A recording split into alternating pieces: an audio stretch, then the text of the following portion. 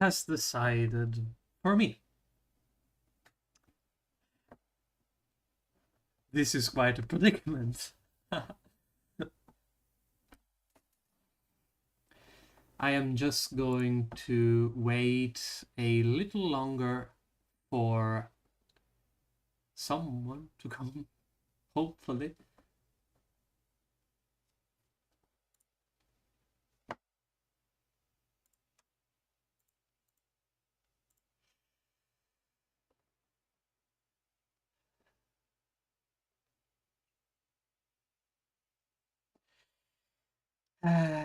Cats. Cats and what they do. I was just waiting here, trying to figure out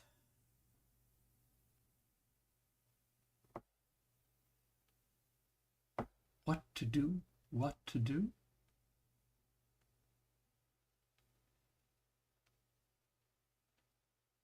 Apparently, now is the time. 12 o'clock has struck.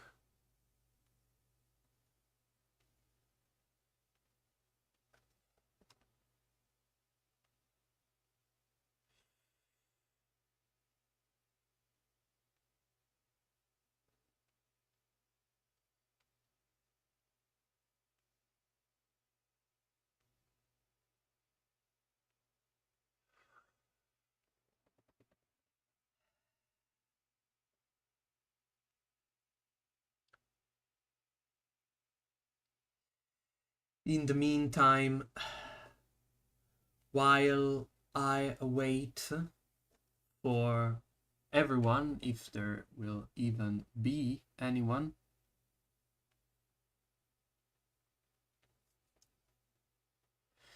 I'm going to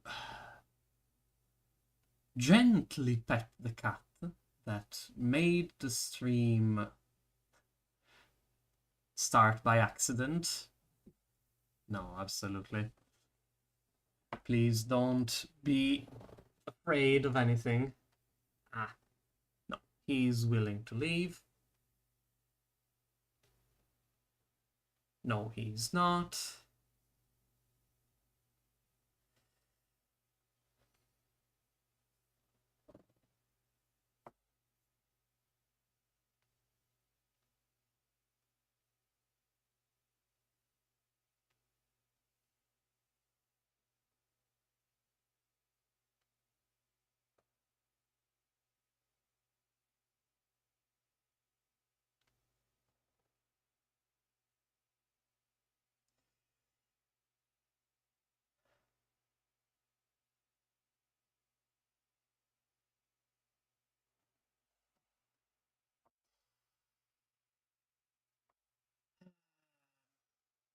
Ay.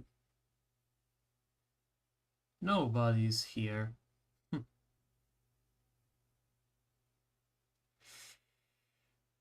Probably should have expected that.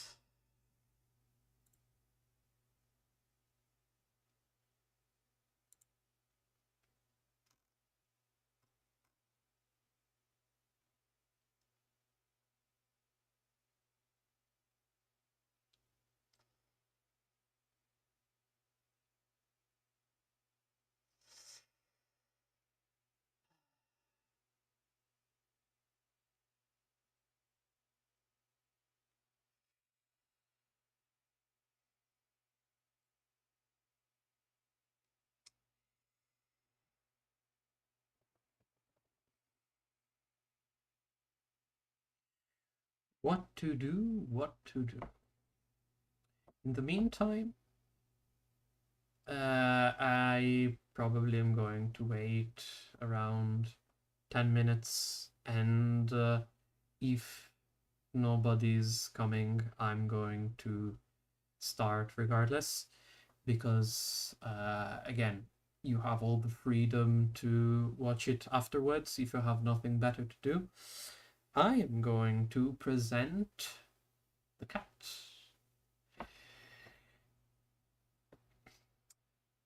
If you remember, last um, last stream, there was an unsuspecting. At least I am operating under the assumption that uh, the microphone works. At least here, it's showing that it's working. So yeah, I know that Friday evening was not a particularly happy time to choose to make a stream, just because typically on Friday evenings, normal people, unlike me, have better things to do other than just listen to a random guy speak and possibly make a game in the process.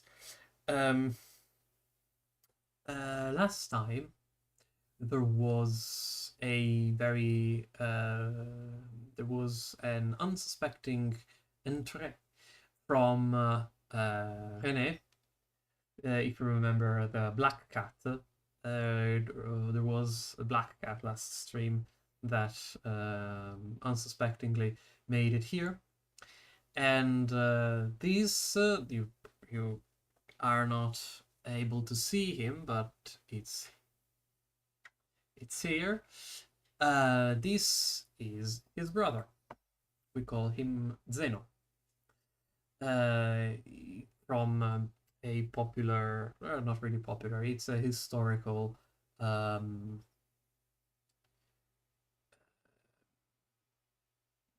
historical. Like we studied it in school, a novel where the main protagonist is called Zeno Cosini. It's a story about a guy with how can I describe it? It's the story about this guy struggling with a lot of things. For example, his addiction to smoking, his willingness to find a suitable wife, and all the kind of love battles he fought in order to uh, gain the love of someone who simply wouldn't reciprocate. And yeah, Zeno Cosini, it's one of those talking names, the names where even just the name is going to explain you the character. Zeno clearly is about a person that is an outsider, like Zeno from Greek is like that, basically. And an outsider, and Cusini is in Italian like the diminutive of thing, like little thing. Cosini, in Italian, it's like the surname version of Cosina, which is a little thing, something very small and insignificant. So he is an outsider that doesn't really matter a lot. So yeah, it's a very we studied it in school. It's important. It's a very well written. I like it a lot, and so we called him like this. Just because he is actually a very interesting character, despite the naming.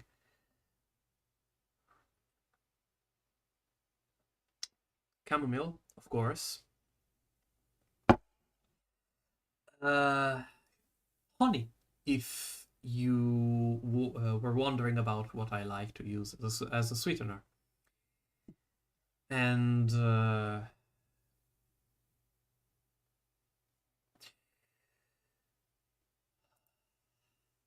hmm, hmm,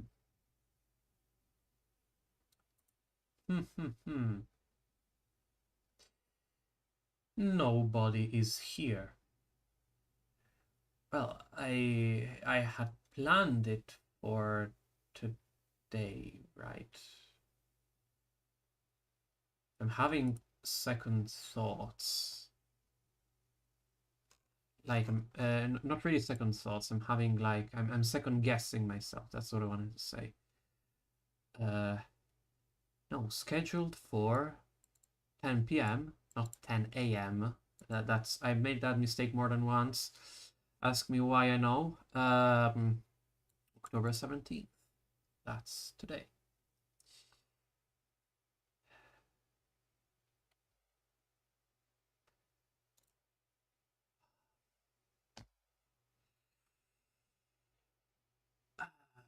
That's that was one of my kind. That was one of my kind of how can I say it?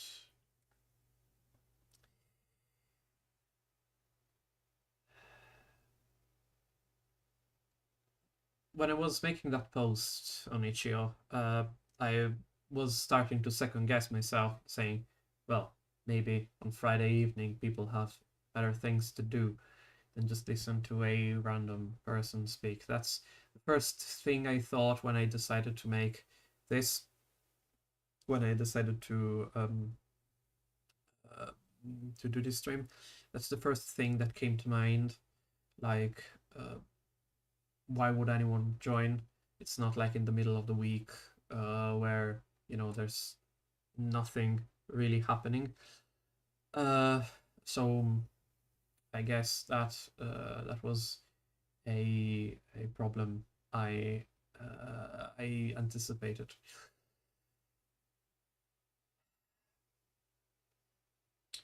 Well, the 10 minutes. Nobody is here.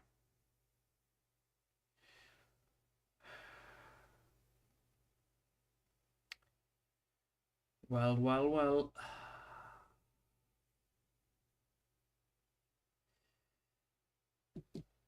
Regardless, it's just that for me, it's been a very long day, and I wouldn't want to. How can I say, to go to sleep, go to bed too um, too late. So I'm just going to start. Let me at least no,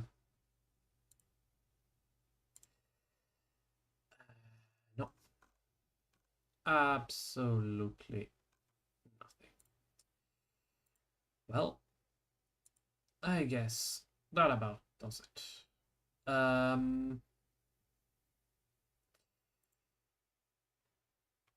No problem. No problem. I anticipated this. Again, that's absolutely on me. So, things that I wanted to say.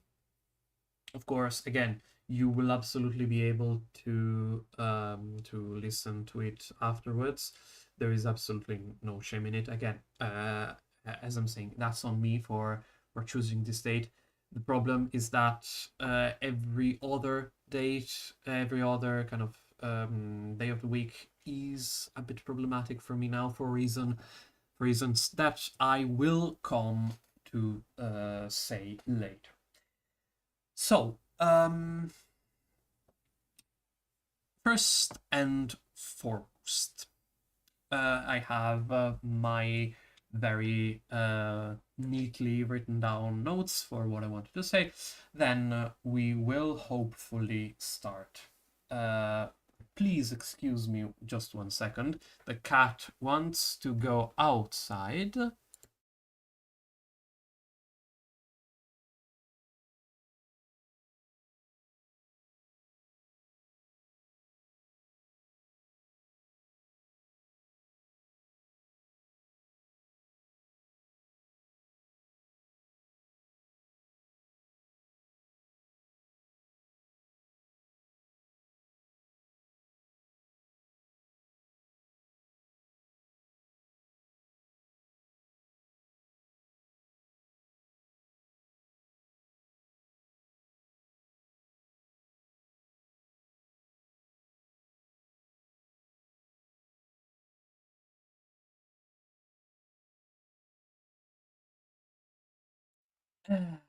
Here I am. So, a couple of things. First and foremost, um, life updates. First and foremost, just because, again, I am taking the liberty of updating you on my life, just because, again, I have no other opportunities to do it. Out of my choice, absolutely. But again, if I can, I will tell you about it later.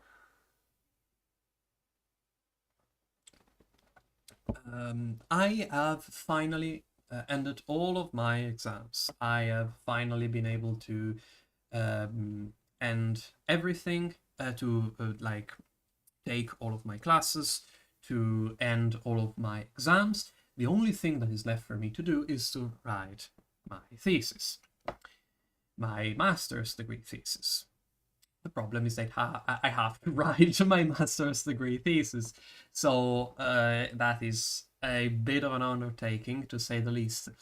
And so, yeah, uh, it's right now I am at the stage of collecting material. Right now I am like uh, collecting all of the books that I need to study, to revise, and whatever. I need to my object of interest in the thesis is the body, corporeality in these new forms of philosophies, posthumanism, like the post-human body, what it is, what is left of the body, the new like ways in which you could see the body, and the entanglement. Basically, it's all about um, entangling the human body with non-human corporealities, like the notion of a single body is like completely outside. It's like the main antagonist of this kind of philosophy. And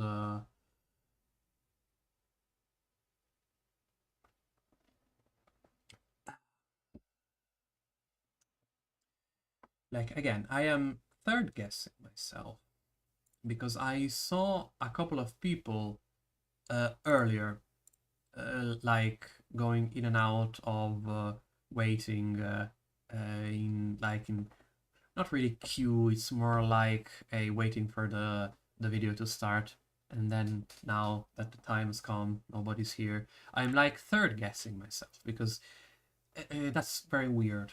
But yeah, uh, whatever. I was saying, like now I have just to collect all material I have to study. There is a ton of it. Even of a lot of philosophers that I have never actually seen in all of my in any of my courses during university. For example, Gilles Deleuze and Félix Guattari. Those are completely like outside of those are and were completely outside of the scope of studies of my university. So I basically have to study them myself. So yeah, that's that's pretty fun. And about um, other things, about other things, what else is there to say? Is that um, like I know I sound a bit confused right now, but I am I am a bit confused, just because at least I was expecting two people, one person. Now I'm just talking to the void. You know, when at least to me, a lot of professors have said it when oh, online classes are horrible because you talk into the void. This is a bit of talking into the void, but I'll talk into someone's ears eventually, I think. I hope. And if not, it's nice hoping.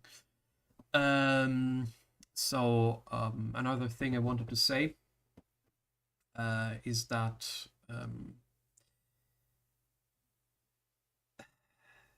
there is a bit of a more heavy-hearted thing, is that I have actually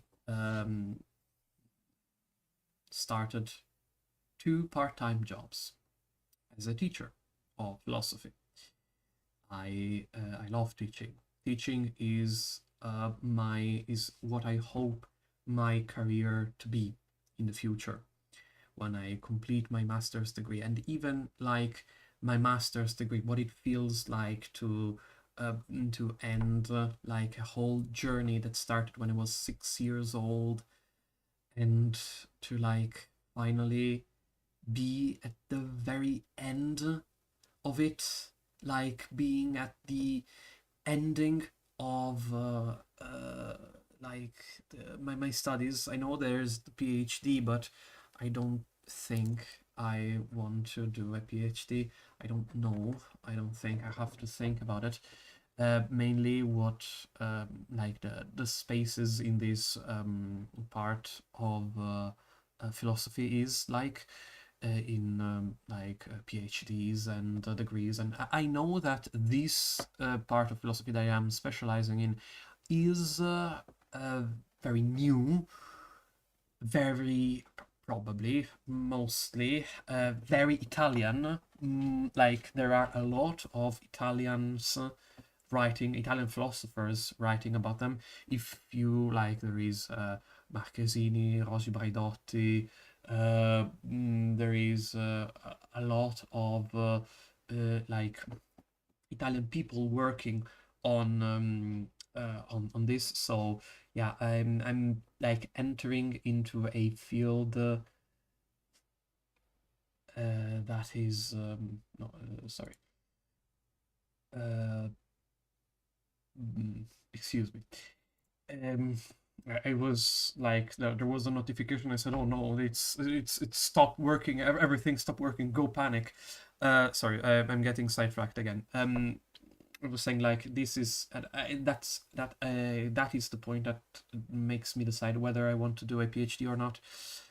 And honestly, I'm not even too sure about it, just because it's a lot of work for I don't know how much payoff. Mostly because of this. I want to do this. Even if there is no one watching, I still want to do it just because eventually there is someone, probably, hopefully, that will watch this. And even if there isn't, I don't care, because like first and foremost, I am doing it for myself. This, as I said last time, is a hobby for me. I don't want it to become a job, but I also want to have the time to do this. And that is one of the more heavy-hearted things that I wanted to say, is that while watching, while watching myself do things, um, taking a sort of third-person perspective on myself, I have come up with a distinction that us philosophers really like making. And I hope you'll humor me. Yeah, I hope you'll forgive me for this. But again, I am a I'm not a philosopher, as I said last time. I merely do philosophy. But I hope you will excuse me for this. A distance between a difference distinction between growing up and getting old. Uh, Last month I had my birthday. I'm 24 now. And immediately after, like, a couple of weeks after that, I started having back pains and neck pains and being utterly cold. And yeah, that's something that's very easy to explain, right? Like, it's age.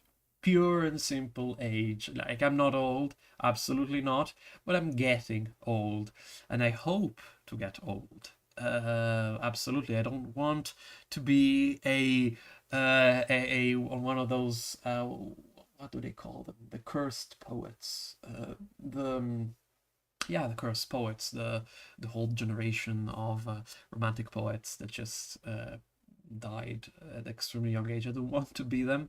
I Just as if you know Smear from a series that I enjoy very much. That if you're here watching me, I hope you know that is Umami. The series is called Safe Mode. The protagonist is called Smear, and he says something along the lines of, you know what they say? Um, go fast and die young. Well, I prefer to go slow and die and get old. That's me. That's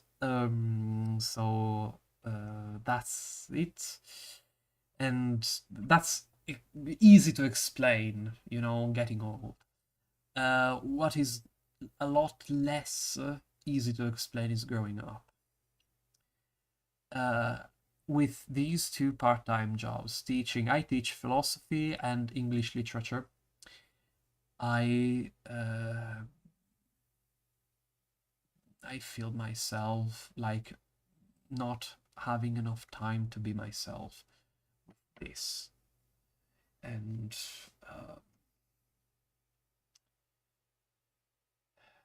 that's just what I want to be. That's just everything that I want. Like, I absolutely am willing to do the daily grind, as they say. Just this morning, I taught about the sublime, the concept of the sublime, to one of my students, and yeah, the sublime, Edmund Burke, Immanuel Kant, and what the sublime is compared to the beautiful and whatever. That's just what I did, what I said, what I taught her, and so yeah, it's like the party where you kind of feel all of your responsibilities piling up, and you feel like you can't let yourself be yourself anymore. That's something that's brutal. That's absolutely horrendous. And I hope that with this stream, I will be able to correct it, at least. Mm, Wait a second. I am going to just because again I am a bit paranoid, and I'm going to show you the fact that I am paranoid. I am going to see if I can actually see the stream. In my on my phone.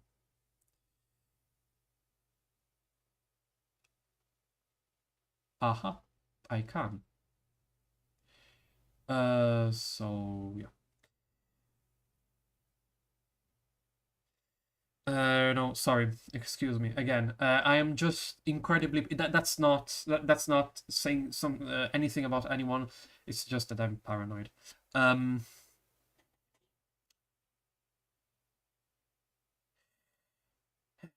About then the game. About the game. Let's just get into the thick of it, shall we? We have waited long enough in order to to start actually doing anything. So let's just start. Okay, screen. Aha. Here I have two beautiful mock-ups, Untitled and Untitled 2. These are just mock-ups for what I feel could be possible UIs for the game, for what the system is probably going to be.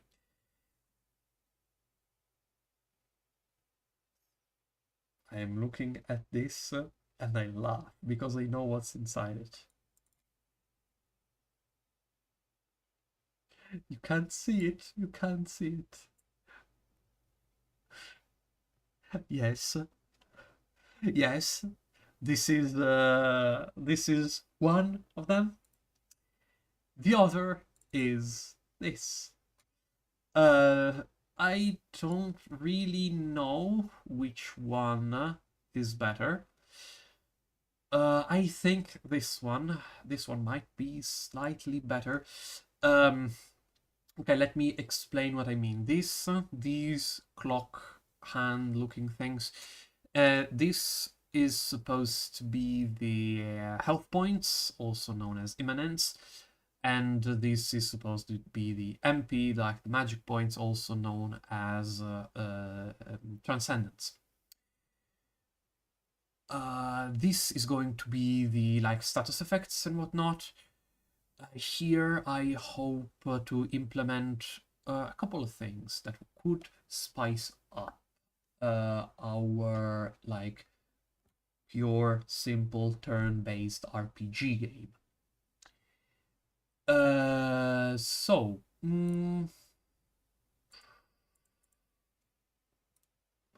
another like here is the I'm going to explain what this is in a minute.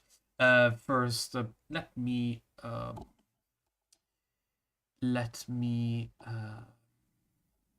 finish everything. I probably forgot to say something about myself, but like I probably forgot. I forgot what I forgot. So everything is fine, I guess. Here we have the like Undertale style dialogue, like what is happening. Here I hope to implement a sort of what is called in RPG Maker ADB, I think it's called. It's basically, if you've ever played off here in the back of my like view here, you know what like it's not exactly turn-based battles because the turns are determined by like a rising meter. You have like a meter, and when the bar fills up completely, it's your turn, and whoever bar fills the first gets their turn first. I hope to do something similar here with the clock, and but like I hope to integrate this with two mechanics that add onto it a layer of complexity. Okay, first, we this evening I hope we will be able to at least accomplish a functional turn-based battle system, and layers of complexity to add to it are here the focus meter. This is like a BPM sort of thing. I have in this period I have written a design document for forever in order to design all of the lore, all of the like who is everyone, why are they doing this and not that, like to make them coherent. And here I have something that are called Stedmans. Stedmans as a unit of measurement of consciousness. Here you have kind of the emotion that is the emotion of the character. Think Omori, and here you have like the the unit of measurement of consciousness. That is, the more it is, the more the higher the number, the more it overheats, and after a certain point, it um, can it could like the punishment I have for like getting it over limit is lowering the max immanence, lowering the max HP. And so, how do you get this number up? You kind of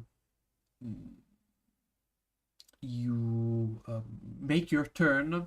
You make the clock hand get to the it's your turn line faster, in order to get a turn maybe before the enemy, in order to like predict a move that they do, and so you are able to kind of make your move before them.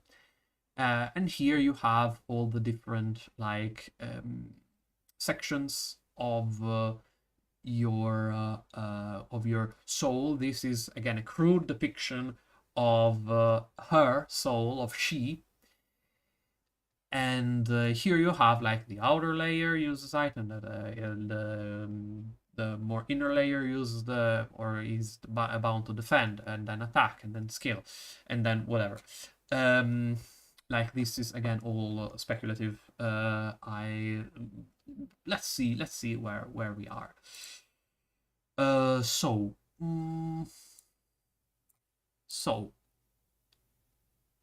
I was going to ask you which one of these do you prefer, but I just go with the one I prefer, which is the second one. I am going to to give you a general look at what the game looks like now. I have decided that the game needed a little bit of a redo. Again, I haven't like erased anything. Absolutely, I am going to re-implement the things that I did, but I need to like rewrite the underlying code, just because I just want to show you everything that I have done. This is the main menu. Let's not look at the main menu for now. Let's just do what we are going to do afterwards. That is a user interface. Now, in order to just explain to you what I have been doing, let me just Control S. Let's save this to the build. Yes. New folder. Let's call it battle. And then we are going to save our scene as battle.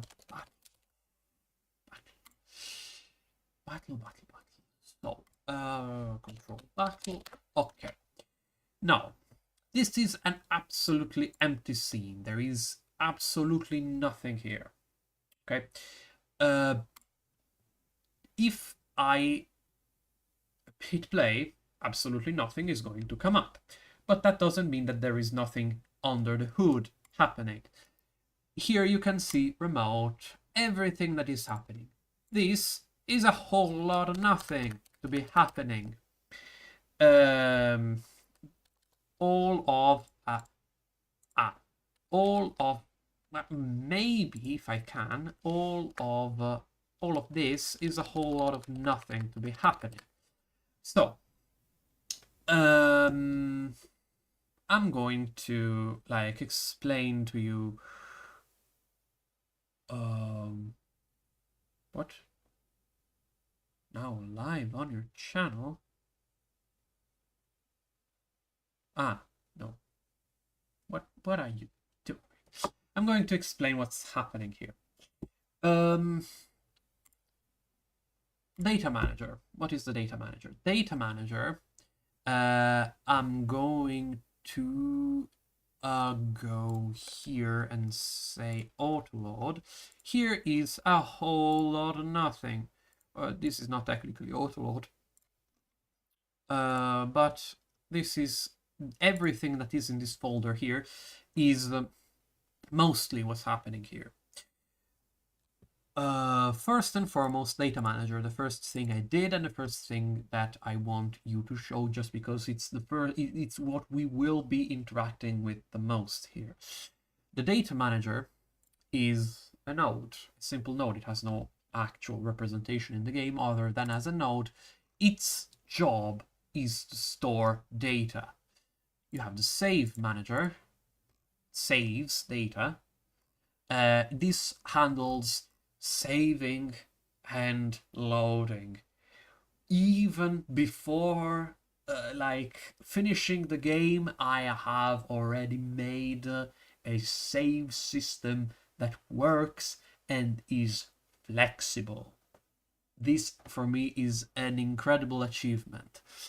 And so yeah, it works. I have tested it. It works using this right here, game data manager dot game data. Data manager dot game data is the actual game data that is going to be saved. So the save system works like this. You go into the game data. This is a class. Class means just that it is like an object. It is a resource whose job is to contain data. And then you define what kind of data. This is the default value, and then when you are developing the game, when I will be developing the game, I will just have to add variables here and just access them through the various scenes that I will be building. So, for example, here in our beautiful JRPG system, we will probably be looking at characters with specific traits and resources. So I am going to add, for example, let's just say I'm going to add a inherits resource. We are going to add a character. We're going to add a character. Where did I put everything? Did I put... no. No, that's fine. That's fine. So, class name, we will say character. And then that's how you just define like a container for data. For example, let's just say at export var name, or like character. Let's be more specific. Character name. Character name is going to be a string. And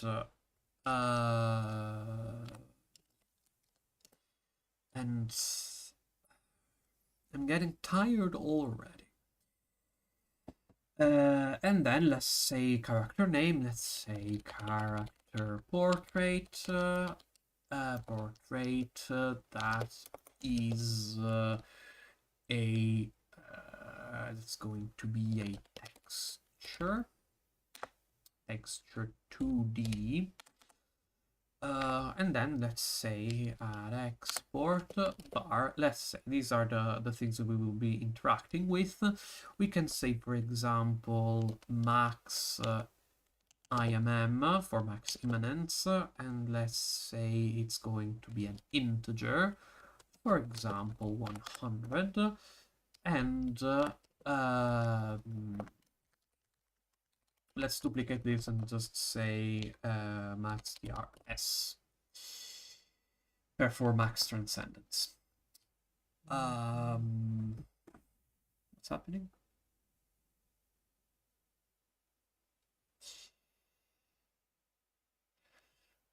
But let's say these are these will be excuse me.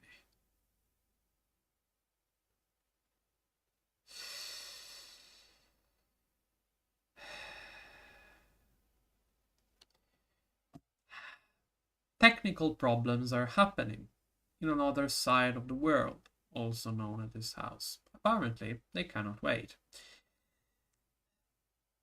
I will be back in a minute.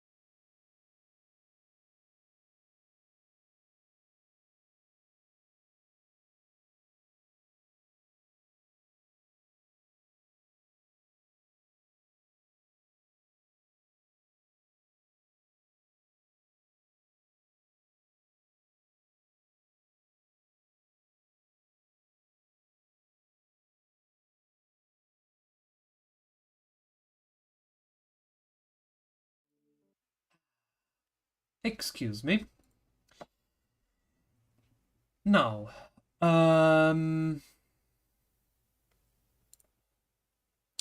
what was I doing?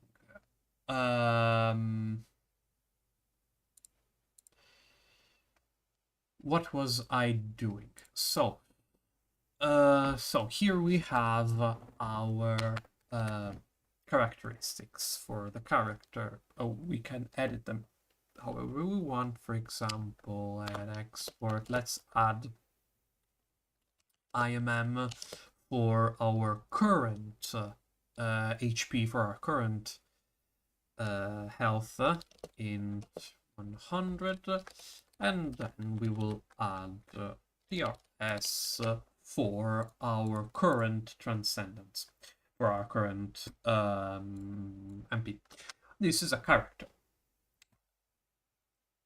If we want to have, for example, a party with the classic 4 characters, we just add here in the data manager, no, sorry, not here, in the game data, we just add here, we add export var party, which is, and just what is a party but an array of characters. So, what parser could have had character in the current scope? You know why? Because I haven't saved this. No, I have saved. What? What is happening? Parser. Array. What's... What? But it autofilled. What's the problem? Character.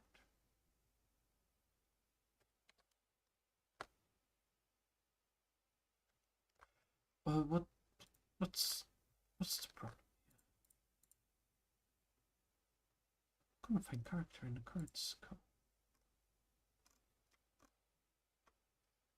I am myself stumped by this. What's the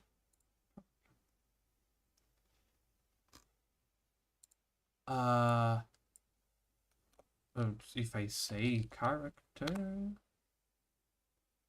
if I say array, what's the problem?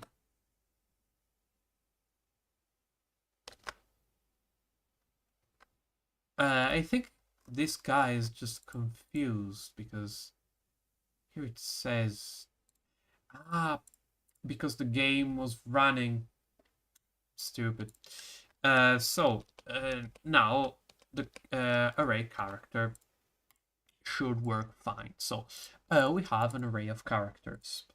Each of these characters, as we define them in game, will be our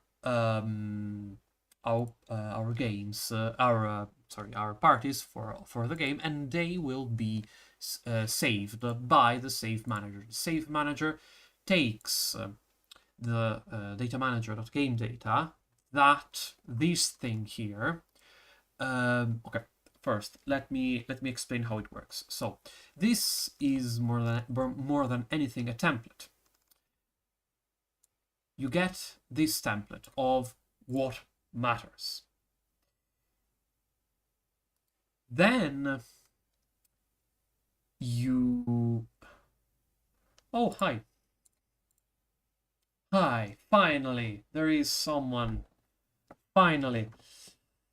I know it was a bit late.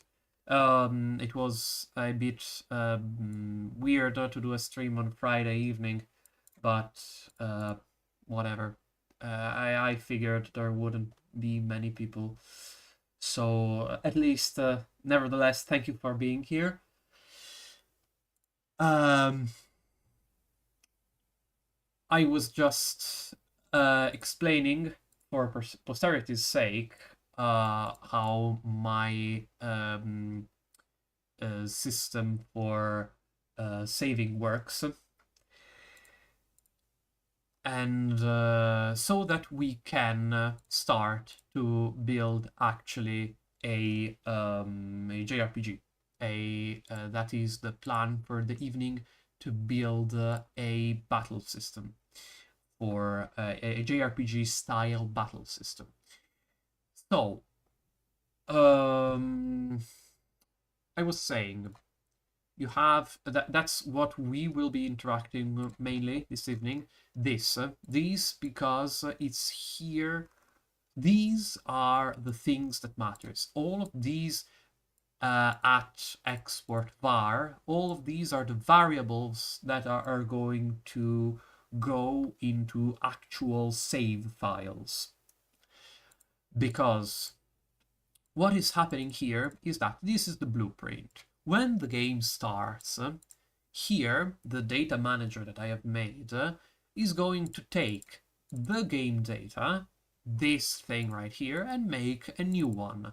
New here is just, let's make a new thing out of this blueprint with the main values, with the values that we have declared them, if we have declared any. For example, here, and here, basically everyone except for line 18 are all default values. Default values equate to string is an empty string. Writing this or writing this is exactly the same, because it's the empty value. Integers are zeros, and floats are exactly the same, is 0.0. Arrays are empty arrays, so that's what they default to. And so it's going to take that, it's going to make a new one, then the ball goes into the save manager's court, where it's going to say, hey, data manager, which is this, give me your game data. This is the game data that we will be modifying at runtime when the game is running. We will not be modifying this right here. We will be not be modifying this. We will be modifying a something that is built upon this. Then the save manager is going to say, give me the game data when we will actually be starting to fill the game with non-default values, with the player's values. And let's put it into a save file resource. The only thing that is added here, only things that are added here are an index for like save file number 1, 2, 3, and 4, and yeah, that's it. And then the save file.save data, and then it's going to go to the process of resource saver.save. Again, this is extremely simple, as I showed you the last part, the last stream. This is everything you need to do in order to save it. This is extremely simple. Like everything, including erasing, creating the directories, and everything else is under 100 lines. It's under 100 lines. It's incredible how easy it is, and how like less time consuming it is. So yeah, that's everything. Everything there is going to be managed, and so save data is saving data is the first thing that I did, and arguably the most important. And so when we actually start the game, again, here there is nothing, but under the hood there is a whole lot of nothing. The music player plays music, whatever. The global environment dictates it's just a layer, an invisible layer that manages that. Yes, passes through a shader and manages HSV. The shader I found. It is the shader I found. I have not made the shader myself because I don't know how to make a shader. Very simply. Better yet, I know very little about shaders. They're very like complicated, much more complicated than doing something like this. So it manages contrast, brightness. Mainly these are the two things that I care about: contrast and brightness. It also cares about HSV, which is color correction. My games are in black and white, so there's no big problem. Information displayer is just a displayer of information for debug purposes, so it's not really important for the actual game. The dialogue manager is a plugin I found that manages the dialogue. It's this button right here, and I am saying it right now. I figured out how to make translations work. I used to think, oh no, I need to use this dialogue, because otherwise I don't know how to manage translations. You know how easy it is to manage translation. It's just a matter of filling out an Excel spreadsheet. If you want to make a translation of the game, please, I will modify the description of this video if you want to send me an email with the request. If like, oh, you stupid philosopher, I want to make a translation of your game because I hate you so much and I want to make a mistranslation um, of your game in order to make you look bad. I'm going to write it down in the description. My email is sugarycamomillgames@gmail.com. No spaces, weird things. It's just I'm going to write it here in this comment.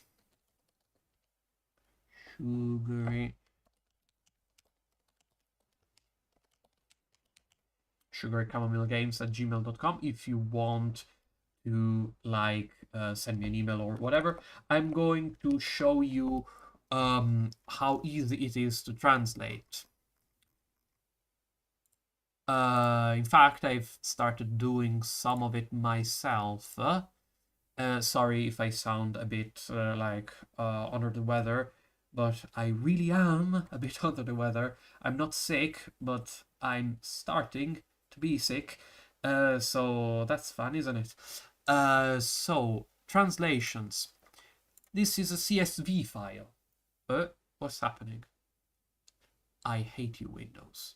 I hate you, Windows. I hate you, Windows. I hate you, Windows.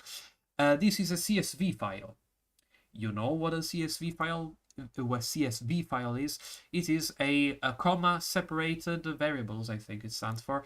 Let me open it in a file manager. File manager meaning explore files. And this, as you see, is an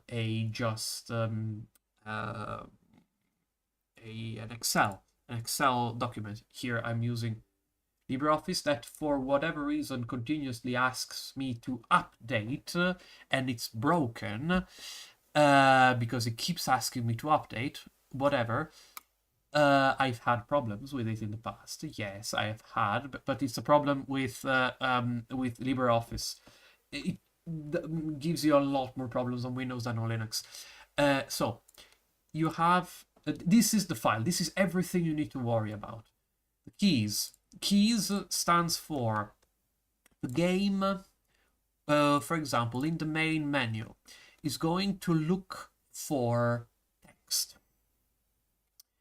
The text that perfectly matches the keys column. Disponibile un aggiornamento. My dear friend, you keep asking me to update and then you do not update. Please stop asking me to update. I will not update. Because I've already updated 20 times and you haven't done anything useful. Excuse me for a second. So it's going to look for the value here. If it matches perfectly, then it's going to choose one of these, possibly filled out more if we can manage it, in order to find a translation.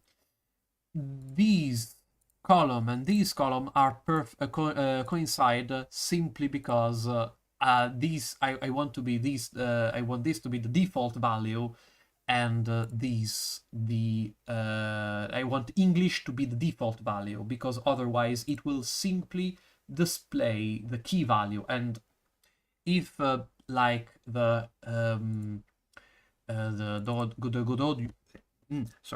Godot documentation, you use something like key one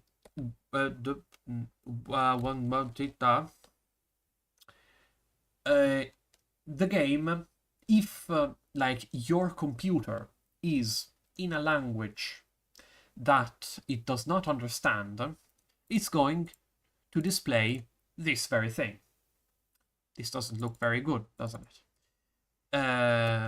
So I opted to make English the default value, and then here you have this is the locale name. This is automatically recognized by Godot. ET stands for Italian, of course, and then these are all the translations I made myself, and it actually works. It actually works. We will see it in a minute, what it looks like in the main menu. And so yeah, so if you want to contribute, you can just ask for me to send you this file, just that you can add the column with your language, and it's just a matter of filling out an Excel spreadsheet. It's not the most intellectually stimulating thing ever, but it's what needs to be done in order to make a translation. And so yeah, do not save, because I've seen that Godot is actually a bit finicky with how it re-imports this file. Like, you have to go here, show in file manager. You see how there is this CSV, these translations .csv .import. If I were to modify this right now and rearrange everything, it's going to be very mad, and it's going to not understand anything. The only fix that I have found is to delete this CSV import in order to force a re-import of the CSV, and then it works just fine. This dialog manager that manages dialogue, this is actually a very comprehensive dialogue manager. It actually is basically a cutscene writer. This is almost everything you need in order to make something like a visual novel. And then settings manager. This was hell on earth to make. It manages settings. Yes. And you're saying, what? It saves the values of I don't know, your slider parameters. It saves the preference of your language. It saves the preference of your brightness and contrast, your full screen or VSync preferences.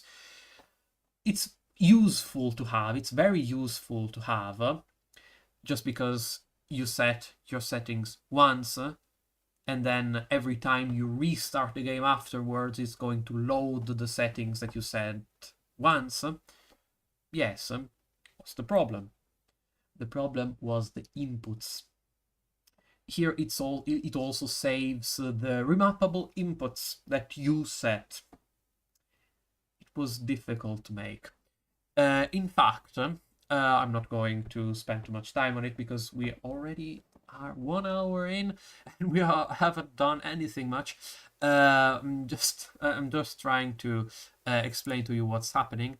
The transition manager is just it manages fade in, fade out transitions, nothing too fancy. And then I also made an achievement manager. Yes, this game is going to have achievements. I am very proud with how it came out. In fact, I am going to show you right now. I made a test for it. It is in autoload achievement manager achievement test.tscn. For example, this is the achievement selection screen. This is just a test scene, nothing much. This is how the achievement is displayed.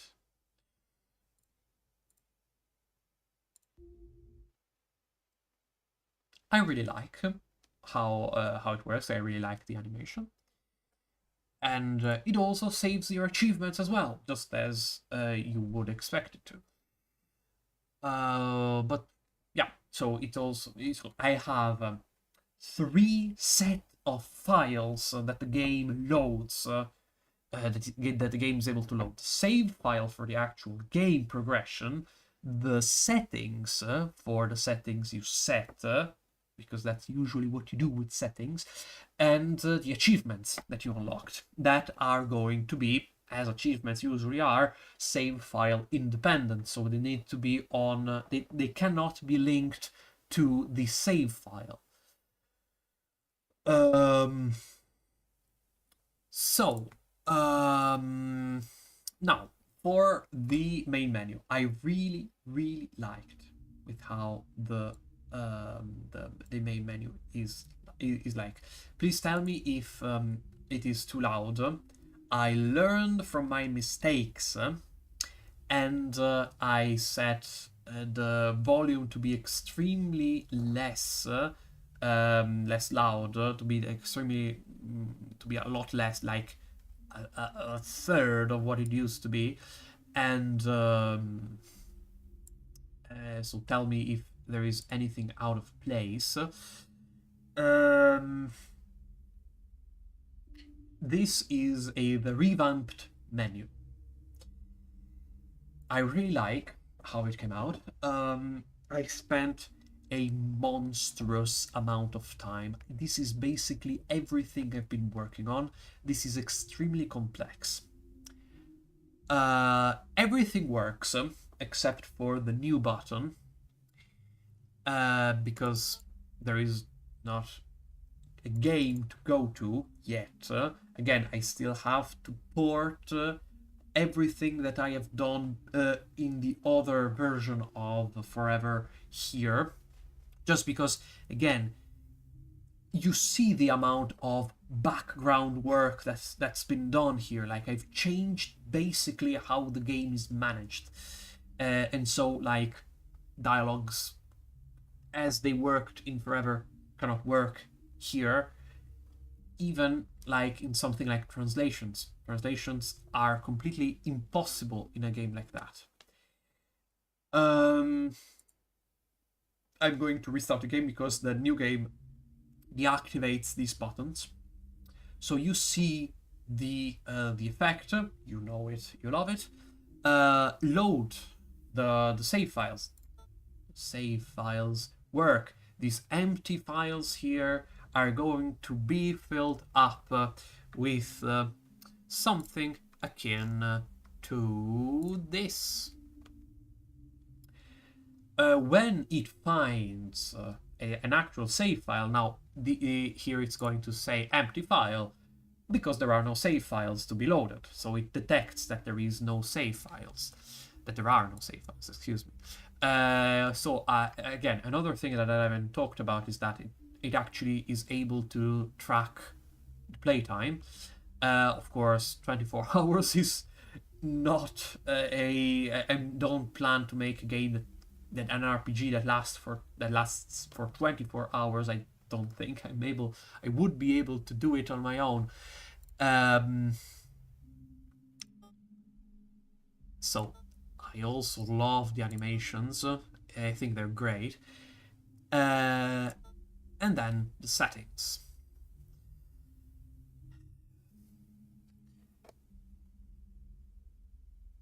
I spent all my years in this ancient, rumor-shadowed manor. I'm going to cut myself off here and say that everything works here. Everything. Voice slider volume, SFX volume,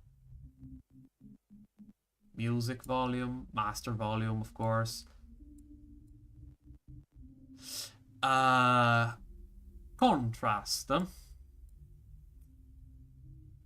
is what you would expect. Again, with that manager, with that environment manager, and this is the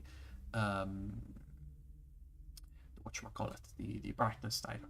Full screen works. Now here it doesn't look like much because it like the window is 1080p and my monitor is 1080p. The window is 1080p, so the full screen doesn't really do anything because it works on a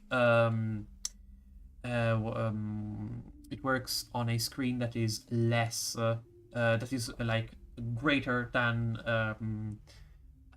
than 1080p. It works, but again, this is just again, it's about like the resolution or whatever. Godot has a very weird way of managing resolutions.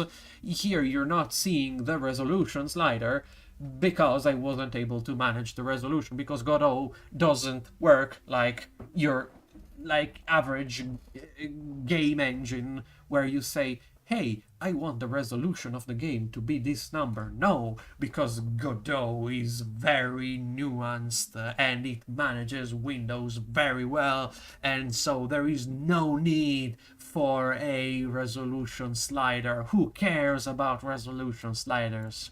It didn't get me 10 years to figure this out.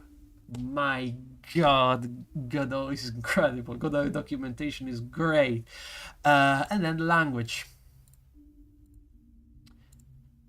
You can set it to pasta if you want. Like, what is happening here? The game is looking for slash brightness, and then is going to replace it with slash luminosità, for example. So it's nothing. It's again, it's very important that it works, but whatever. Rebinding, it works. It works too.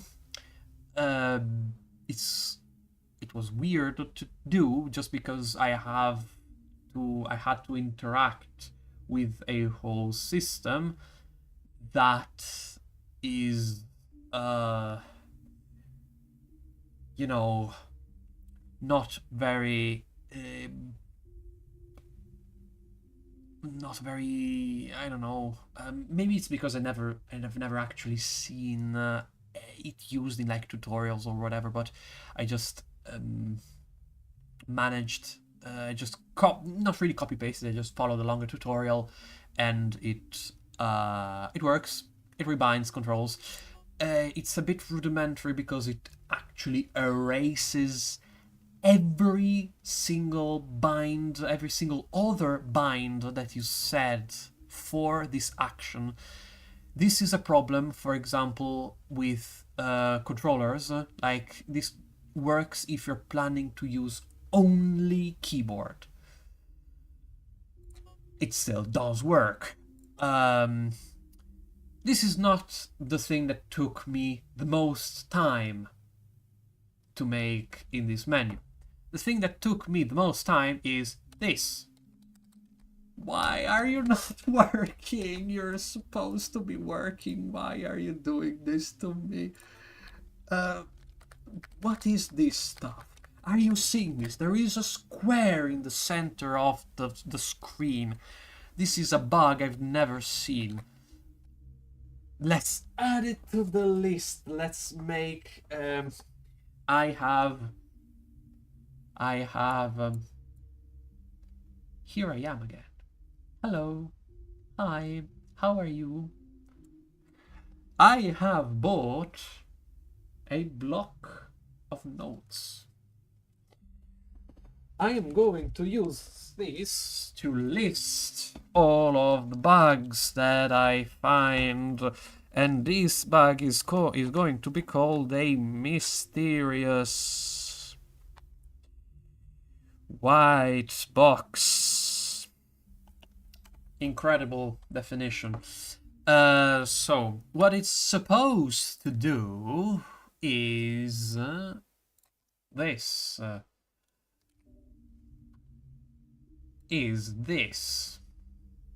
So you're managing your whatchamacallit, you're doing mouse things, you're using your mouse, and then you decide you want to use keyboard.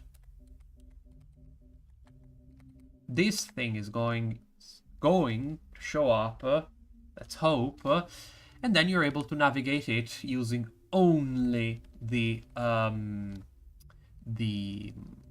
using only the keyboard. This took me a while to figure out how to do, especially because, you know what, this just changes between two states, the managed by keyboard and managed by by a mouse, and who would have guessed that the left click is registered the same way as a keyboard press, not as the inbuilt class of, get this, mouse button. No, not mouse button. Keyboard button. The left mouse button is registered as a keyboard button. This is incredible. This didn't make me lose hours of sleep in order to figure out. No, sirree. Sorry for the jump scare, but I wanted to convey the frustration. It's kind of works. Probably. Not really, as we've seen, but, well. Now that you've seen how the game is coming along, I think it's time that we actually start doing things. So, let's close this. But, so, potion seller. I'm going into battle, and I need your strongest potions. No. This is insane. The top of the window was outside of my reach. Incredible. So, very well. Let's make some JRPG battles. Let's make something similar to it, at least in the time that we have. Let's make it as far as we can. Again, probably I'm not going to be able to do everything, just because I just wanted to show you how everything is coming along, and I still wasn't able to do to tell you everything that I want to. Again, as I said at the beginning, I probably forgot some important stuff, but I guess I guess we'll have time. I generally really like the stream format, because it lets me be myself better, instead of like a simple post somewhere. That's, again, the problem with me is that I have a syndrome, a paranoia, where I keep checking the post I made continuously for the rest of the day. This is not healthy. This is on me, absolutely, and that's a problem I have. So let's actually make this. So we are going to have generally, let's see. Let's make it's going to be a room, because a room v2 here is the magic thing, the magic sauce that makes it kind of move all smoothly, and it's what is best to be used. Here we have to make local. So these are all going to be all our backgrounds, where we can have our, for example, enemies. We can have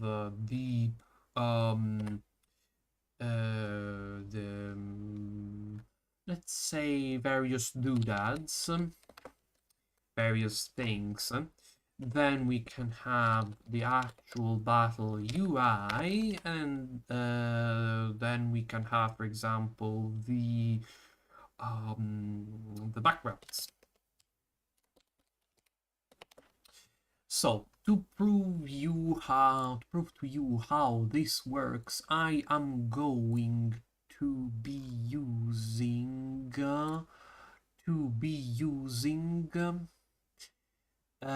where did I put it?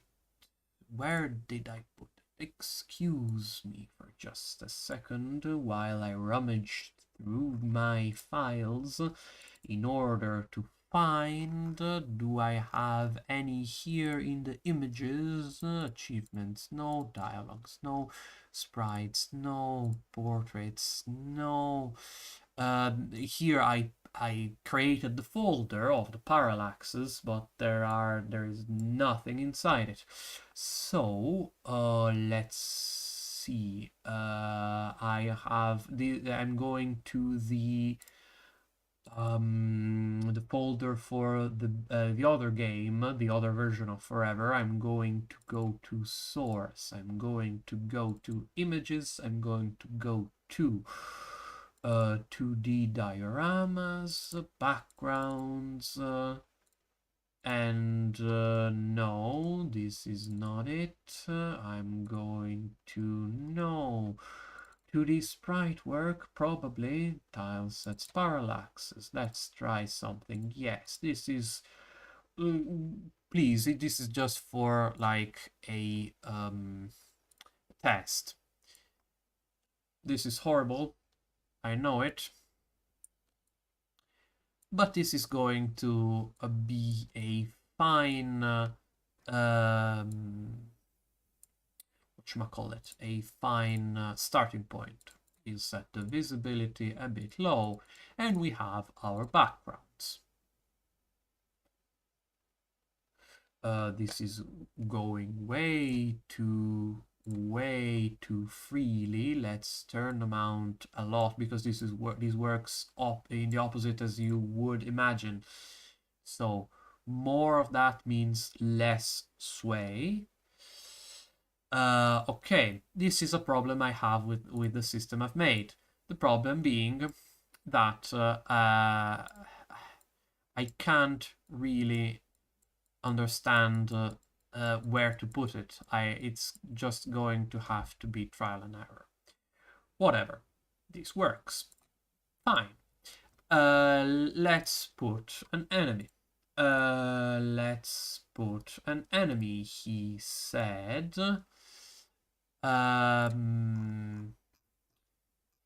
Very simple. Let's put it in the build. Yes, let's put it in the build folder. Battle, there is in this battle folder UI. No.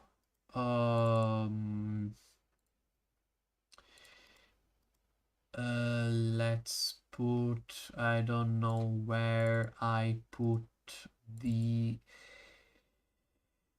image for this one that I used for in the other game that I cannot possibly be able to find in a timely manner without boring every single one of you.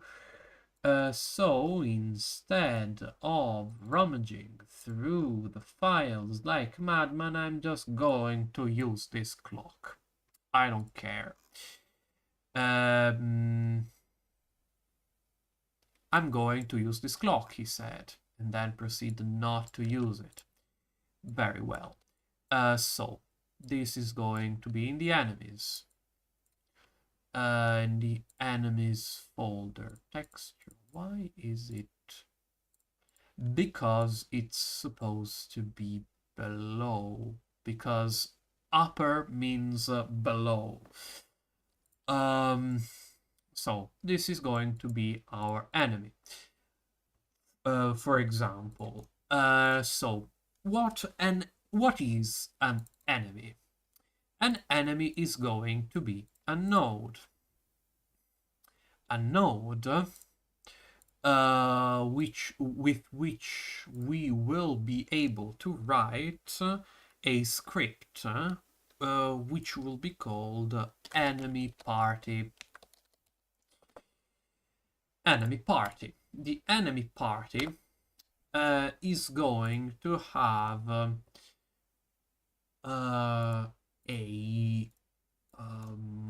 let's see we will be able to save branches new scene, and we will make an example enemy. I sound a bit tired. I am tired. I am going to make mistakes. I am going to write terrible, awful, impossibly incomprehensible code. I will. Everybody at some point does. I ask you a bit of faith on my part that it's going to like be less awful when it's going to actually get released, because it will actually get released. In fact, if I may interrupt myself for another time, this is a big project. This is a bigger project than anything I've ever done in the past. I wanted to say, it's been a long time since I've published anything. I have reusing everything that I've done since now. That is all of the groundwork, all of the managing, the save files, the settings, the translations, the dialogue managers, and I also made the dialogue bubbles, dialogue like it's called the balloon. The plugin, this plugin right here calls it the balloon. It doesn't look like a balloon. I wouldn't never have called it a balloon. It's more like a text box, a very simple text box. I managed to make a text box. The beautiful part of being the source code is that you cannot accept, that you can refuse to accept what the developer put out and make your own butchered up version of the plugin that they made. And that's exactly what I made for the dialogue, in the hopes of implementing something as simple as sound effects for like the appearing of the various characters. That took way too much because I'm not used to work on a code base that someone else wrote, because this plugin is extremely complicated. So, matter of fact is I have a project. Project is a full-on visual novel. No like weird well, I don't know. I don't know if it's better to make like an improved version of something like Exit Reality, and make something. I already have the title. I already have the story somewhat. My point is that thinking back at something like something like whatchamacallit, Overmind, I used various kind of I used one mechanic to kind of delve into like the exploration, whatever that was, the candle, the flame, and whatever, that I never did anything similar in any of the other games. I plan to, maybe it could be cool to make something similar, something shorter, something maybe for a game jam, just to keep you guys updated. Hey, I am not dead.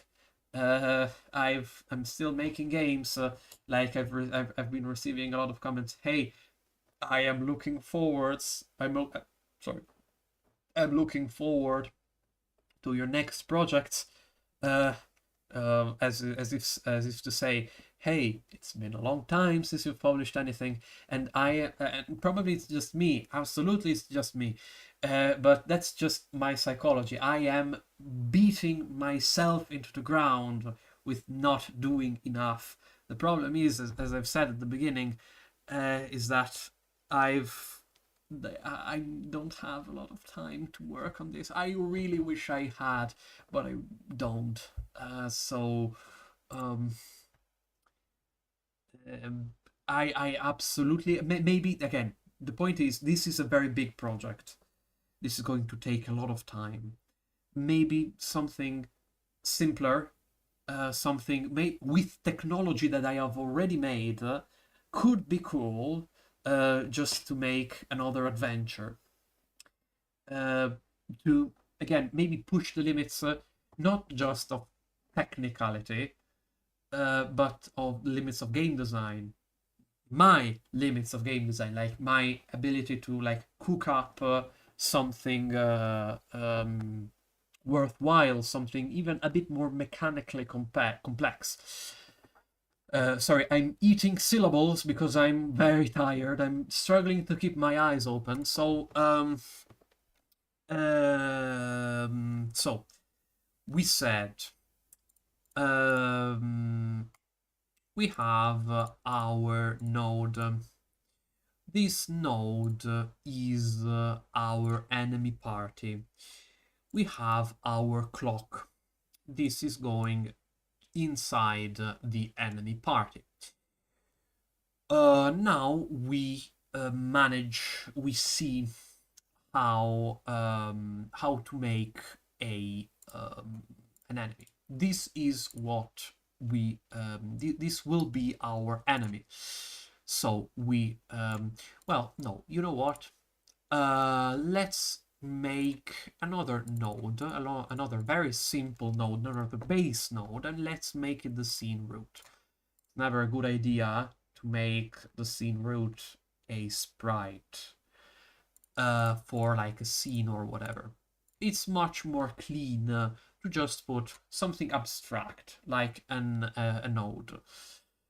We could even say, hey, this is not an abstract. This is a control.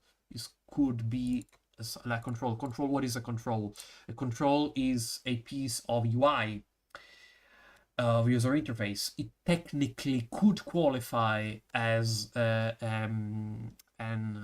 piece of UI, and it should, because if we're going to do something like a something like Final Fantasy, or like something with a pointer that points to any of the enemies, uh, that thing is baked in, is built in for control nodes, for controls, for stuff that is control and everything that inherits to it.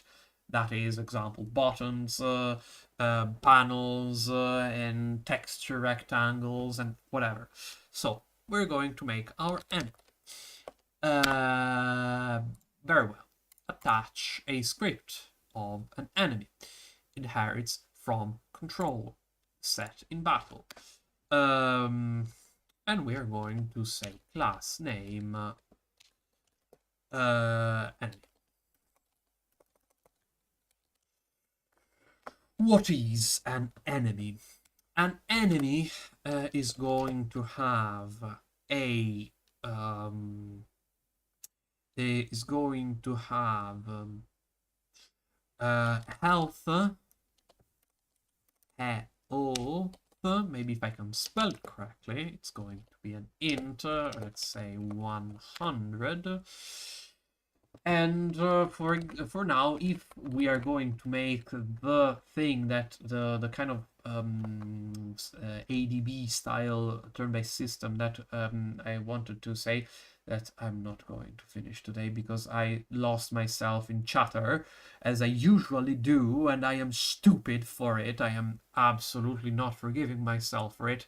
I just wanted to show you what I've been doing, and sorry, but these two in like 20 minutes probably I'm going to go to bed because I'm struggling to keep my eyes open because again, just this morning I was teaching, and it's just hard to keep myself awake for so long.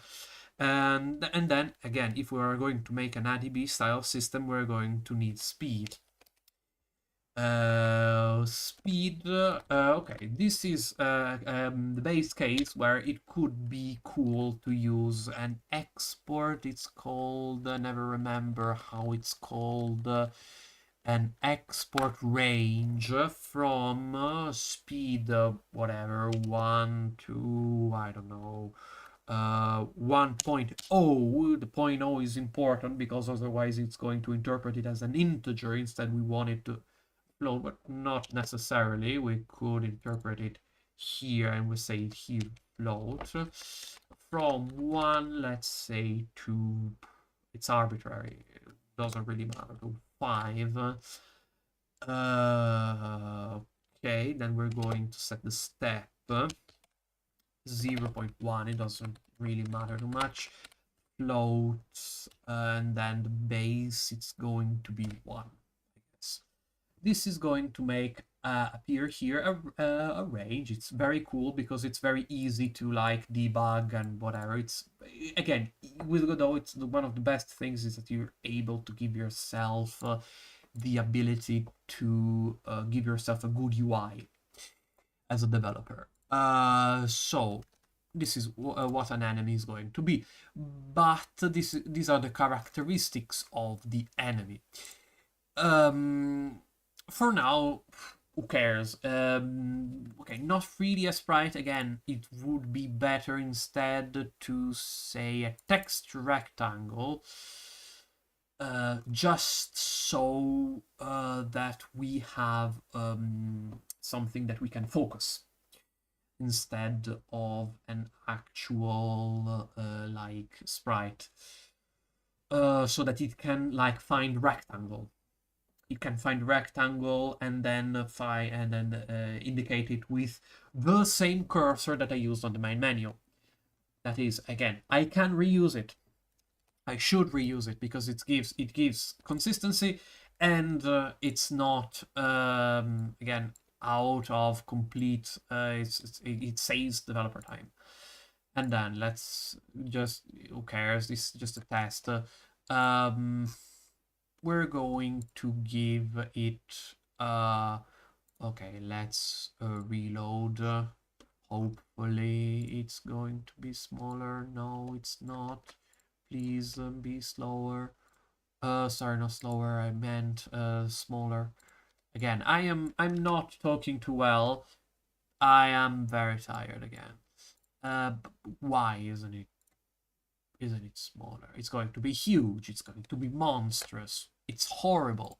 Why are you doing this to me? Because I need to re-import the enemy probably. Yes, that fixed it. Wonderful. Now I have my enemy here. And I can focus it. I can click on it. You know how I know that I can click on it. I am going to click on it and then go to battle and go to my Godot debugger. I'm going to say miscellaneous, and then here you see click control node enemy clock. Click control type texture rectangle. It has clicked. So even if it hasn't shown anything, it has clicked. So we know it works.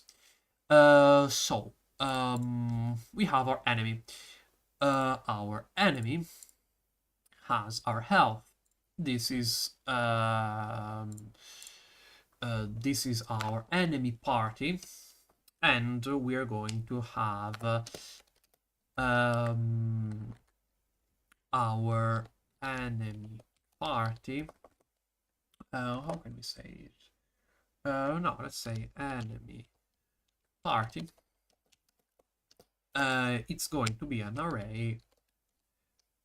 No, sorry, an array of enemies. Perfect. So that now I can just by this add an element that is this. Well, not really. An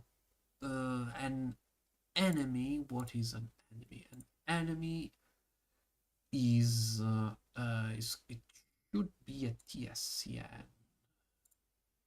TSCN stands for C node. Whatever. Uh, bu- bu- bu- bum. Mm,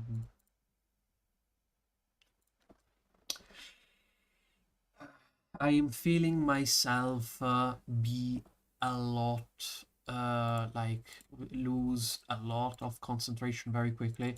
So I am going instead of actually building it, I am going to tell you how I did it in the other forever and how I plan to do it right here. I am sorry. I will try to do it as much as I can, but I'm going to tell you the plan for posterity's sake. Okay. Um, so, um, in the time between then and now, I've learned composition. Composition is very cool. Composition is what allowed me to make all of the various components that you see. So, you're going to we are going to build what's called a state machine.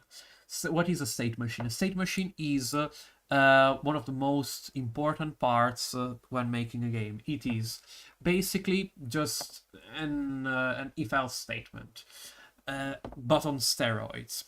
Um, we are going to make um, um, it could be an enum.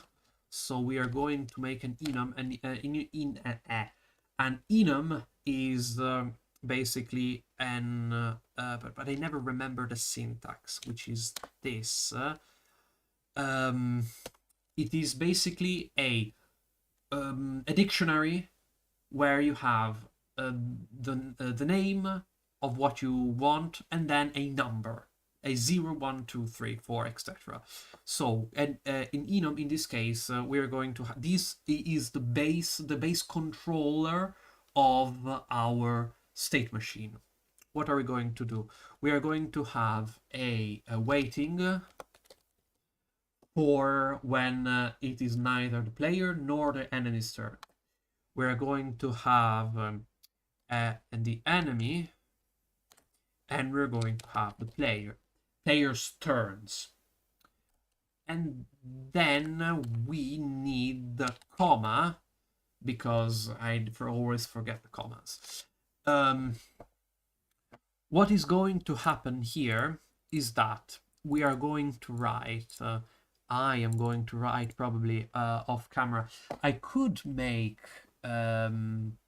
devlogs without streams, but I don't know if anyone would watch them. Again, just for documenting sake, probably it could be a good idea, just to get more. I don't care about attention. I care about transparency. But again, it's not for a matter. Please try to understand it. It's not for a matter of laziness or willingness to put it behind closed doors. No, I have a project to make the source code of my game available on GitHub. But I need to learn Git, which is right here. This is basically the good old Git plugin. I'm trying to learn Git and GitHub and to make a game fully open source in order to make, again, everyone be able to see the source code. It could be a personal thing to say, oh, I have my game open source on GitHub. But again, it's not for I don't care about like keeping it all secret and whatever. There is nothing secret about it. I was able to understand it because people didn't keep secrets. So I only wish to give back what I've had, what I've gained from people not keeping secrets. because secrets can be very hurtful, especially when it comes to knowledge like this. Um, um, it's again, it's not for a matter of uh, even laziness. You could call it laziness, and in mine could sound like an excuse, but again, I promise it's not. It could be laziness, and I myself don't understand it that way, but it's just that again, I get paranoid extremely easily, and so putting myself out there in a way that's not this is incredibly difficult for me. Again, going back on track. Again, this has been very here and there, very not very focused, very ADHD experience. I promise I don't have ADHD. I just have a lot to say and not many opportunities to say it. Um, so this is how I'm going to try and do the thing. This is not how I did it last time, because last time I just put everything in this script right here, and it was all managed here. You could do it. It works. It can work. There is no reason why it shouldn't work. But it's simpler and much neater to instead y0. To instead say, okay, enum states.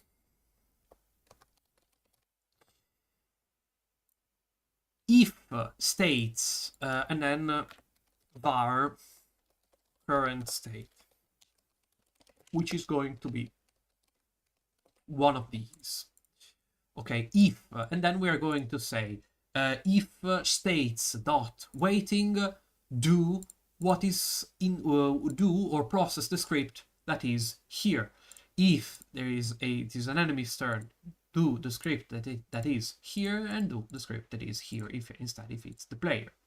Okay, so this is composition, and then this is probably going to be I needed to like rethink a couple of things, just because again various enemies are going to have various behaviors. Um, for example, another thing that we could say is that enemy. Another thing that it has is an array of attacks, and then we can define an attack. An attack in the JRPG is an animation. Again, something I haven't said, but that I want to say is that I moved away from the whatchamacallit, the Undertale style combat system for the very simple reason that I have tried to develop a fun encounter with that, and I just couldn't. I'm not good enough. I'm not skilled enough. I don't have enough experience. So I'm going to take a step back and make a plain RPG and make a plain JRPG. Yes, with a couple of different bits and bobs, different like mechanics and whatever. But the point is to make it a bit simpler. So we're going to have waiting. We're going to have a player, and then we're going to have n. Now,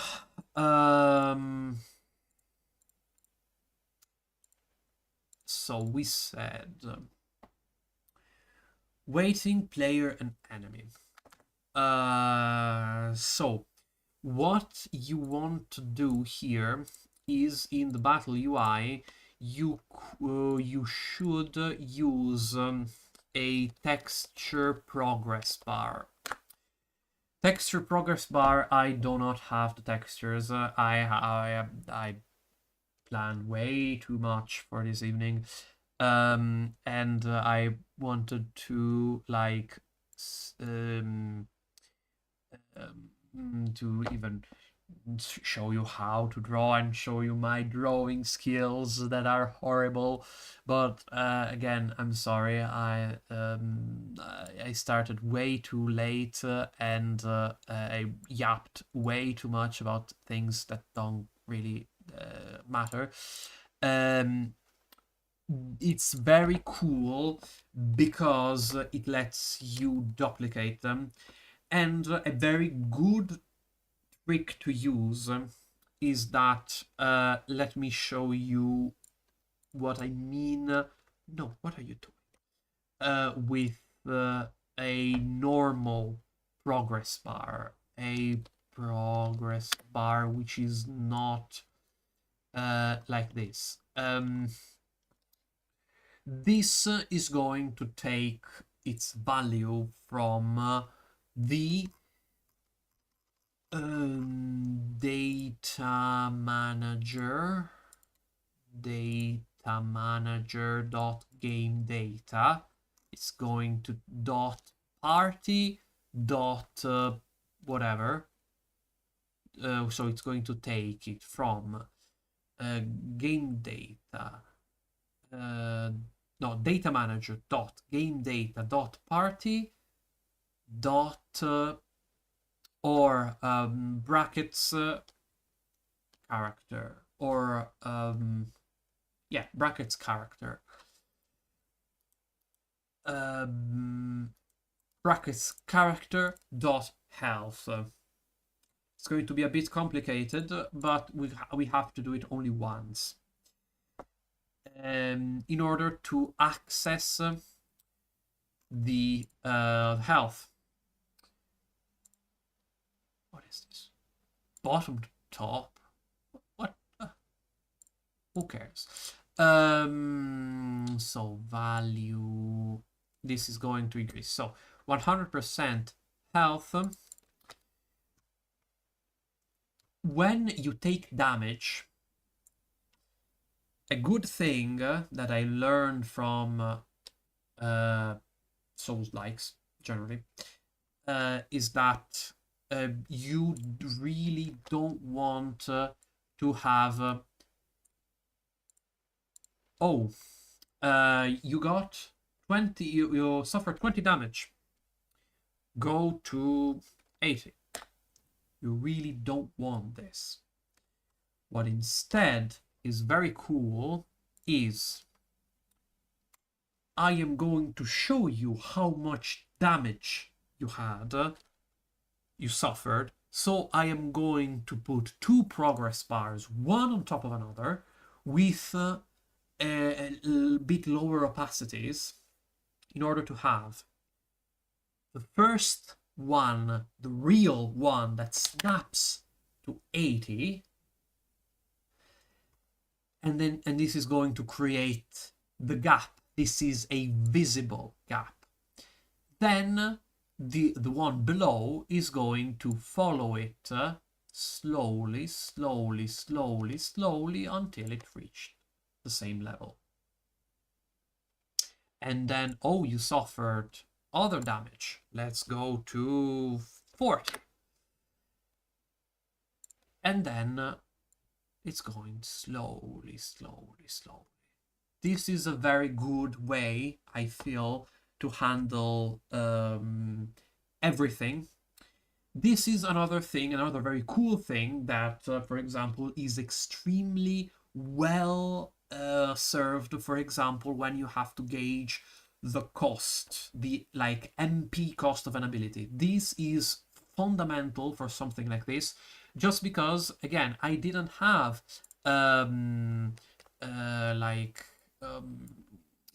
abilities like MP in the other battle system that I made.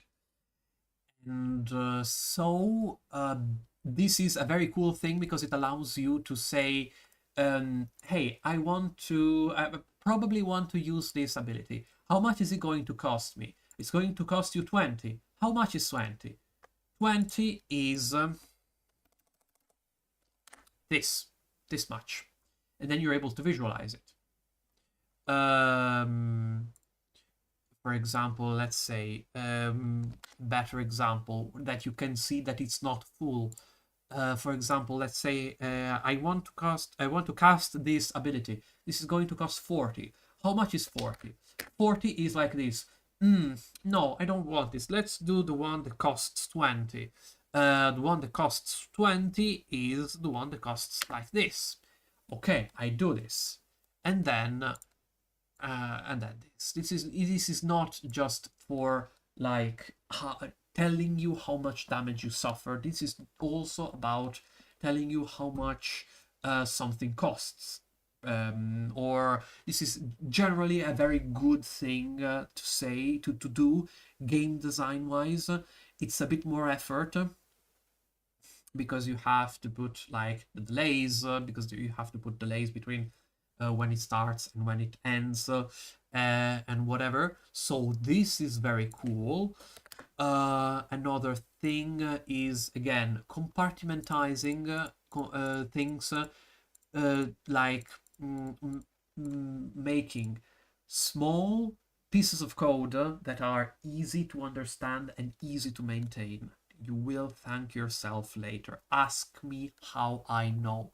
Now, if I want to try and understand anything of what's happening um, in my original like battle system, I will not be able to understand anything.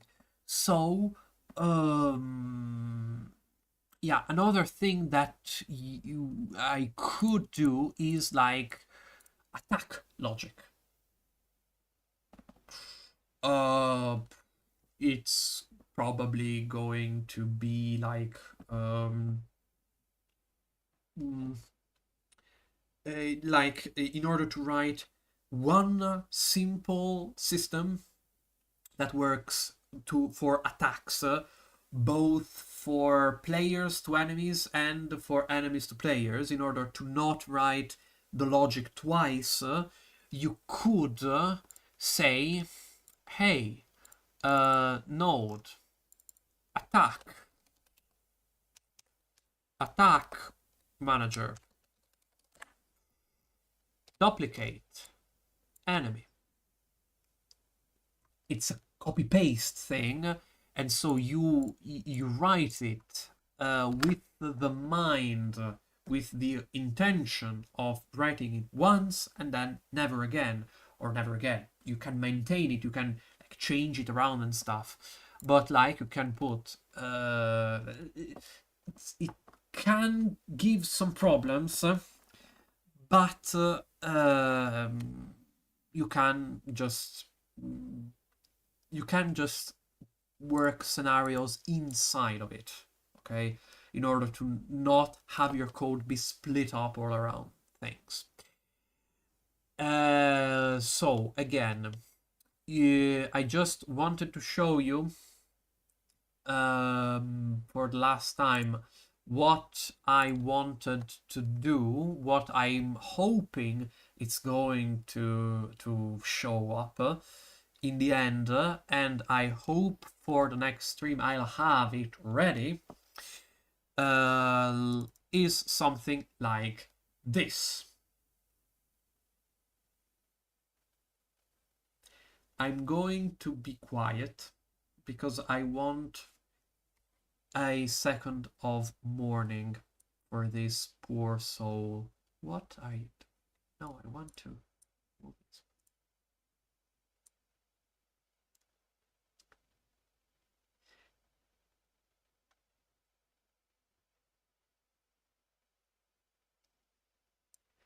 The minute of silence is over. Not really a minute, or whatever. So you see what happens, how the things come together.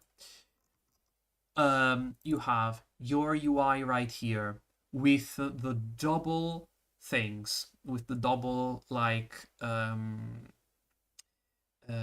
progress bars. Another thing I have learned from my mistakes is to make things very contrast heavy so that you can see them very well. So again, this full screen can help in order to make it in order to like gauge the dimensions of the UI. And I think this is pretty cool. This works pretty fine, like generally as dimensions. And so that here you have your MP, here you have your HP, here you have your status effects, here you have your buffs for buffs dependent on the status you're in. The status you're in. This is going to be like a heartbeat thing, dependent on like BPM that is going to be shown here. Probably, I think this is a good place to show the BPM, just because it's kind of out of the way. And I have like this problem where I want to show the numbers of HP and MP. I don't know if it works with the UI that's here, but again, I'll have to see it in action. This is going to be the turn wheel, basically, that determines how how quickly you get your turn. And this is going to be all. You've seen the animations in the main menu. This is going to be like a similar sort of animations, because this is like meant to be a sort of map. So this is like the different parts of the map, that is the soul, does different things, defending, interacting. In fact, it's not pure chance that this item is the outer layer, because the outer layer interacts with otherness, interacts with other realities, and does use item. Defend, you close within yourself, but you're still projected against something you're defending yourself to. Attack comes from inside to the outside, and the skill comes from the very like the core of your soul, whatever, and uses your MP. So yeah, this and probably I'm not going to have, as I've done last time, here the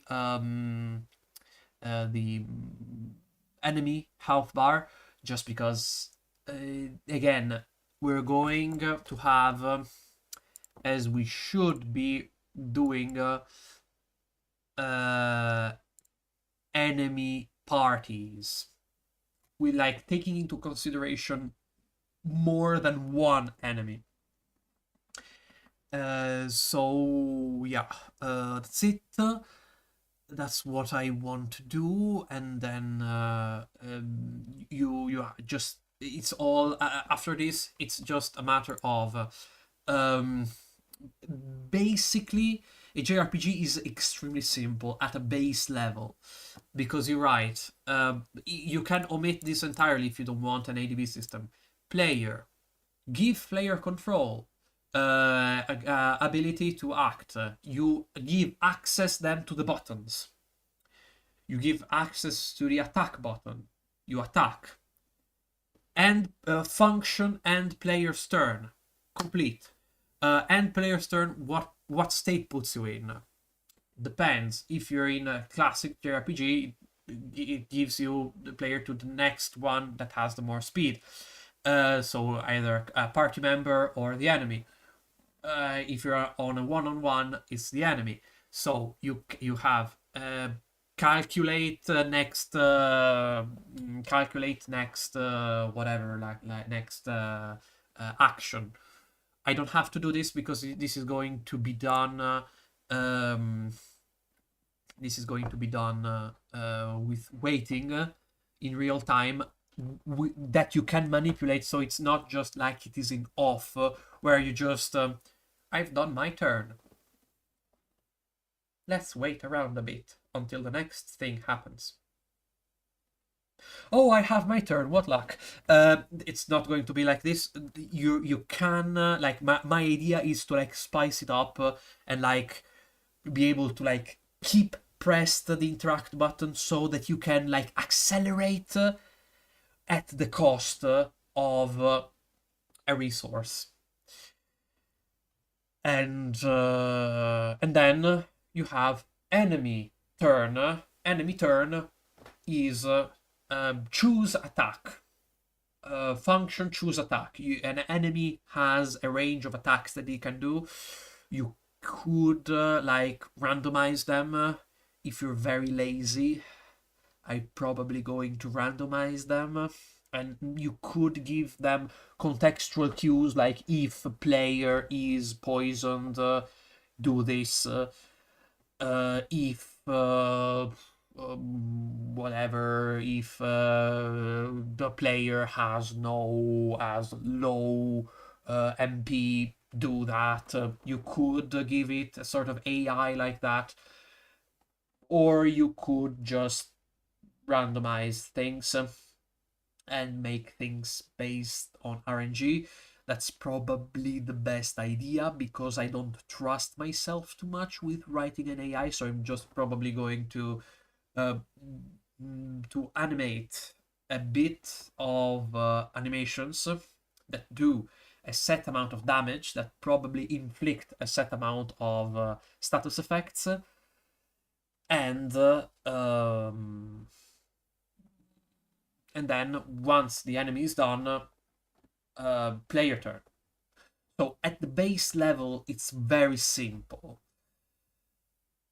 The point is making it pretty and not boring, because generally speaking, again, it's pretty boring as we. You know what? You know what I'm going to do? I'm going to just uh, put on webcam so that I can talk to you a bit better and um, close things up. I'm sorry, I haven't been able to do a lot of stuff, but again, let's build a battle system. I don't have much of I'm sorry, I don't have much experience the streaming, so I hope you can forgive me. But my if you want to make an generally speaking an a turn-based RPG, it is generally very simple because it's like play your turn, do this, uh, enemy turn, do that, just as it is technically simple to like make it to make a first person shooter, because you just put a third person controller or like a first person controller in 3D. You just put a very long raycast sprite and and then activate the raycast when the button is pressed, the fire button is pressed. If it collided with anything, kill that something. Uh, like this. This is mainly UI. This is mostly UI work, which is very good to do in Godot, because Godot, as you've seen, is very good with UI, generally speaking. It is very geared. It is very geared towards making good UI. In fact, it's not pure chance that a lot of people made non-games with Godot game engines, just because, again, it's perfectly fine to look on a desktop because it is very very cool, and so it's cool to do UI based things. The point is to not make it boring and to make it pretty, so you have to animate it and whatever. um I'm sorry, I couldn't do too much. You know what? You know what I'm going to do? I'm going to record myself while um, I develop this, and I am going to maybe try and edit it, just because um, otherwise it's going to be probably 30 hours long, and show you basically what it's like to build a component like this, because it sounds simple, and again, at the base level it is.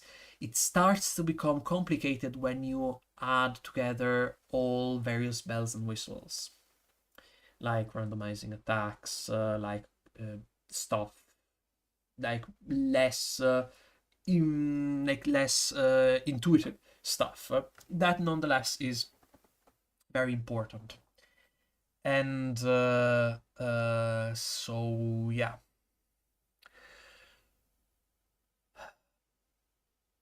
I'm sorry, I don't have much to show for tonight.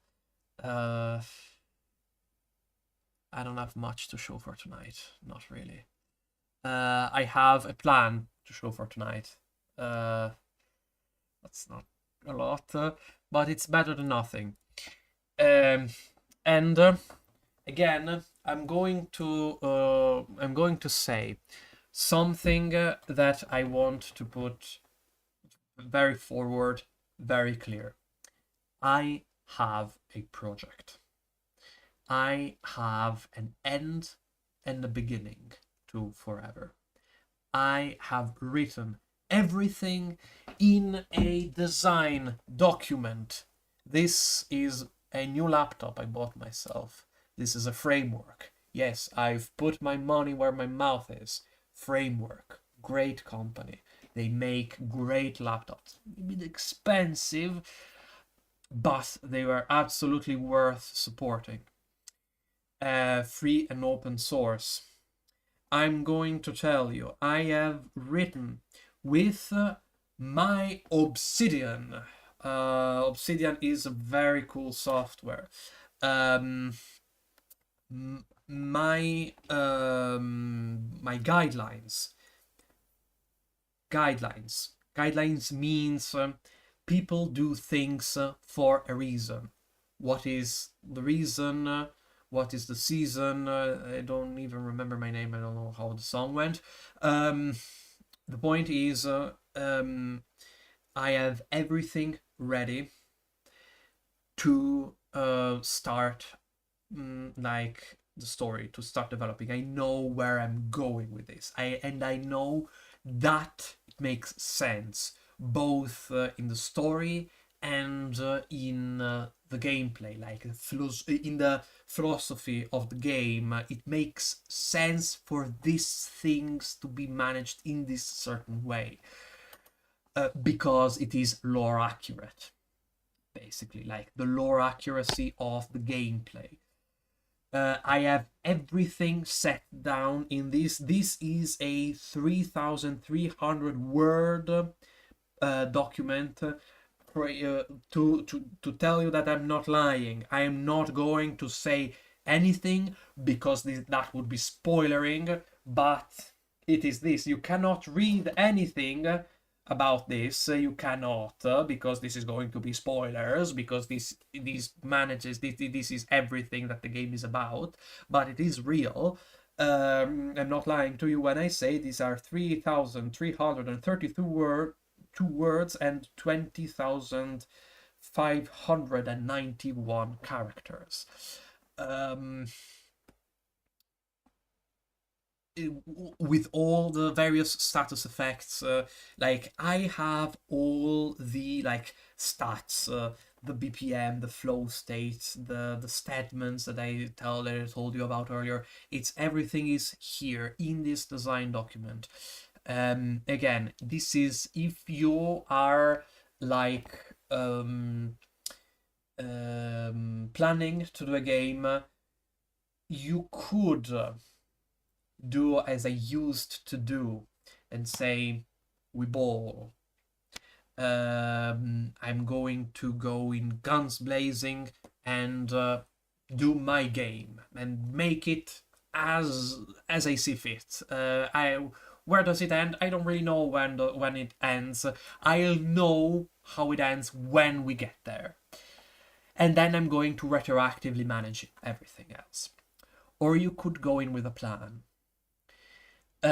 With big projects like this is very important, just because I tend to daydream a lot, and I tend to do a lot of brainstorming with myself, and I tend to have tons of ideas, and then not focusing on any of them.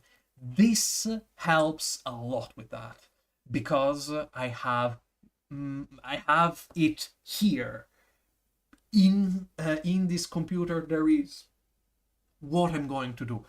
What was I doing again? Let me go check. Okay, that's the point. Let me go check. Let me remind myself, because again, you could even say something like, "Oh, I don't care about making a design document because I'm solo, because I'm doing it myself. There is no one that could be interested in reading and thus working on my project, because I am the only one that's working on my project."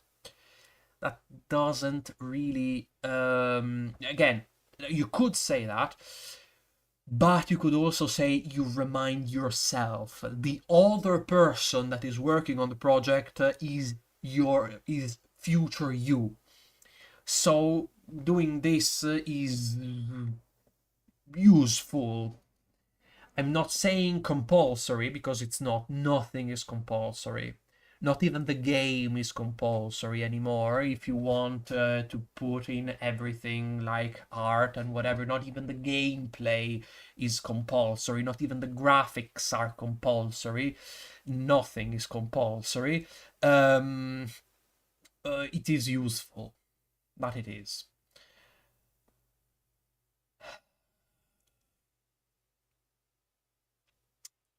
So,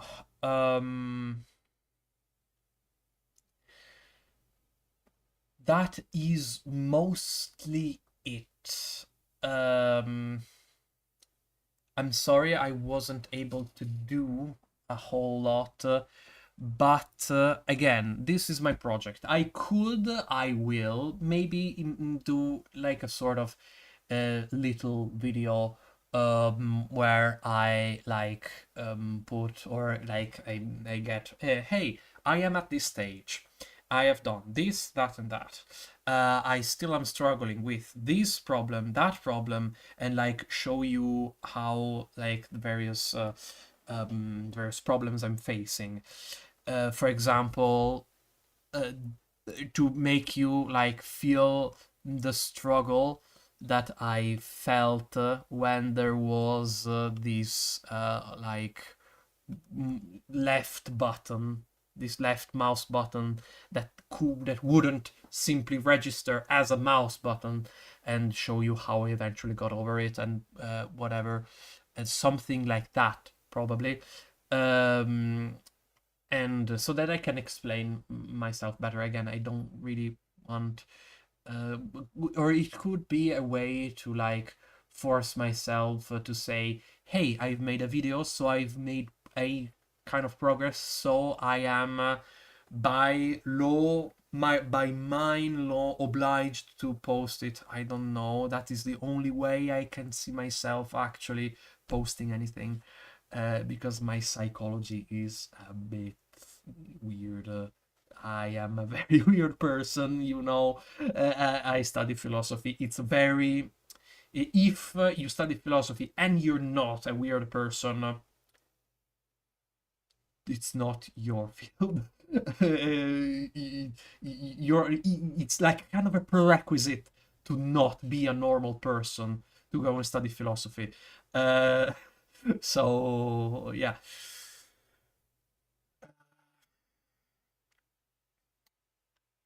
that's it. That is unfortunately it. Mm, Again, I could I've showed you on screen the code for the save system, have I not? Just because I wanted to, because last time I said, hey, the save system could probably work like this. No, it doesn't. But I've showed you how it works. But I still want to show you everything how it works, specifically the save system, because it's better, I think, than the save system that the Godot documentation gives you. Just because it is more flexible, not because I'm cooler or anything. Where is it? The data manager, the save manager. Okay, so you get the game data. Okay, you get the game data from from the data manager, from wherever you want. It doesn't matter. It matters that it is a static series of data. Okay. Then it's going to save this.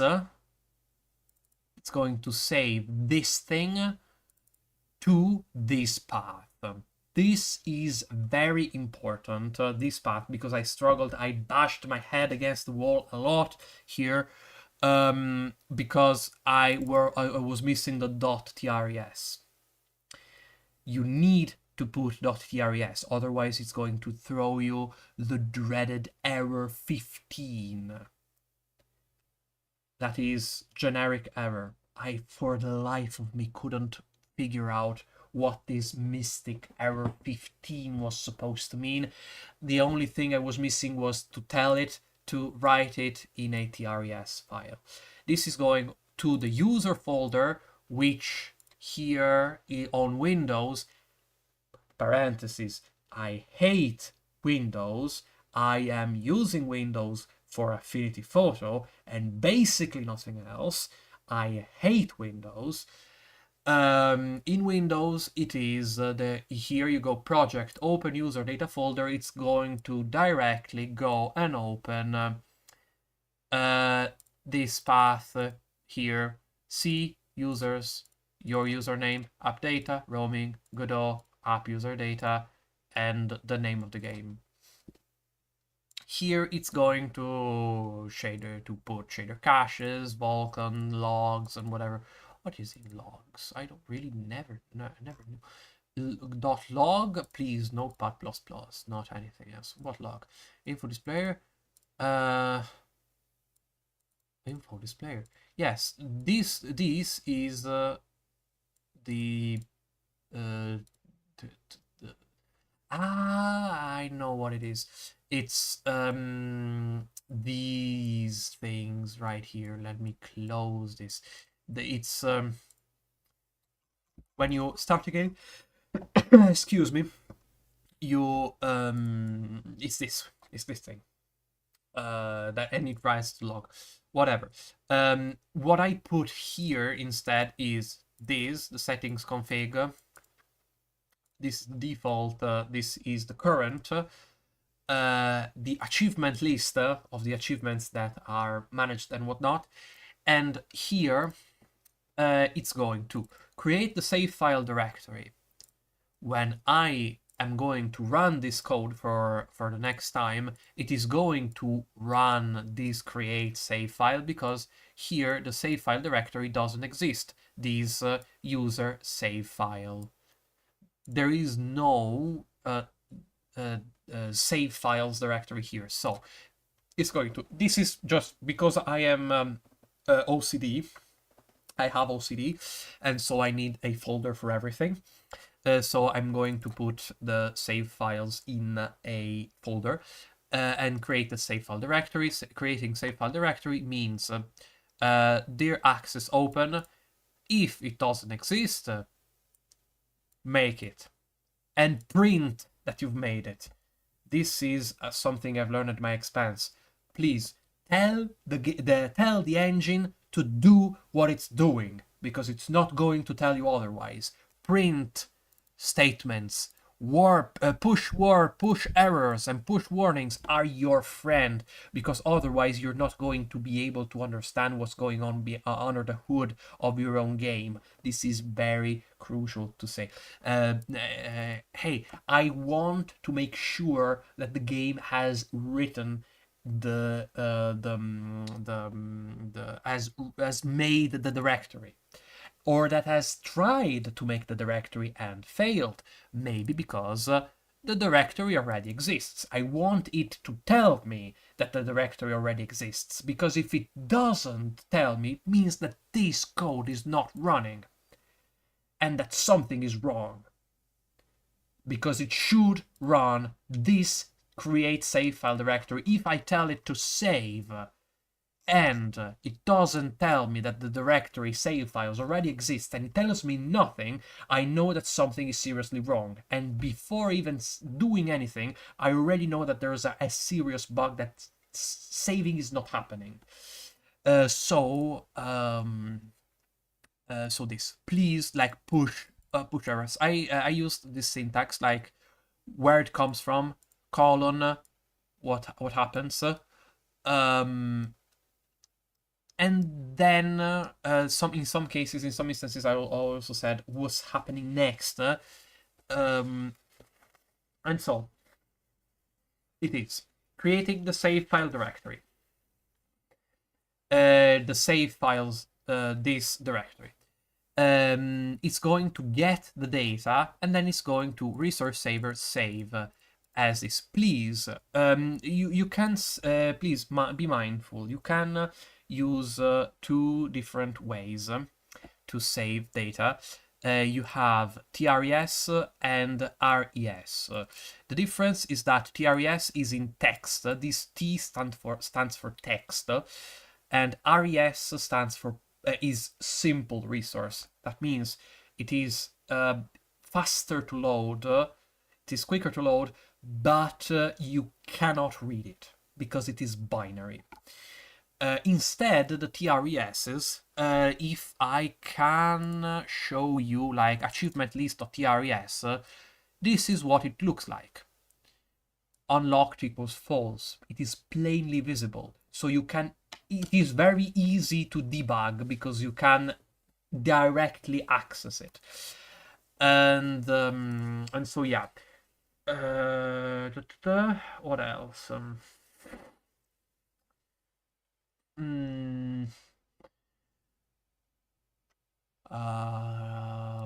What else? It is if, okay, this is collecting errors. If there is an error, it's going to tell me error saving file, error code. Okay, if something has gone wrong, this is why. If not error, else, it's going to say successfully saved. And then it's going to emit the signal, but we don't care about signals. It's whatever. I never use it. And then load file if is that. If okay, let's try to load the file at index. We save file at the index. Let's try to save the file, no, to load the file at the index.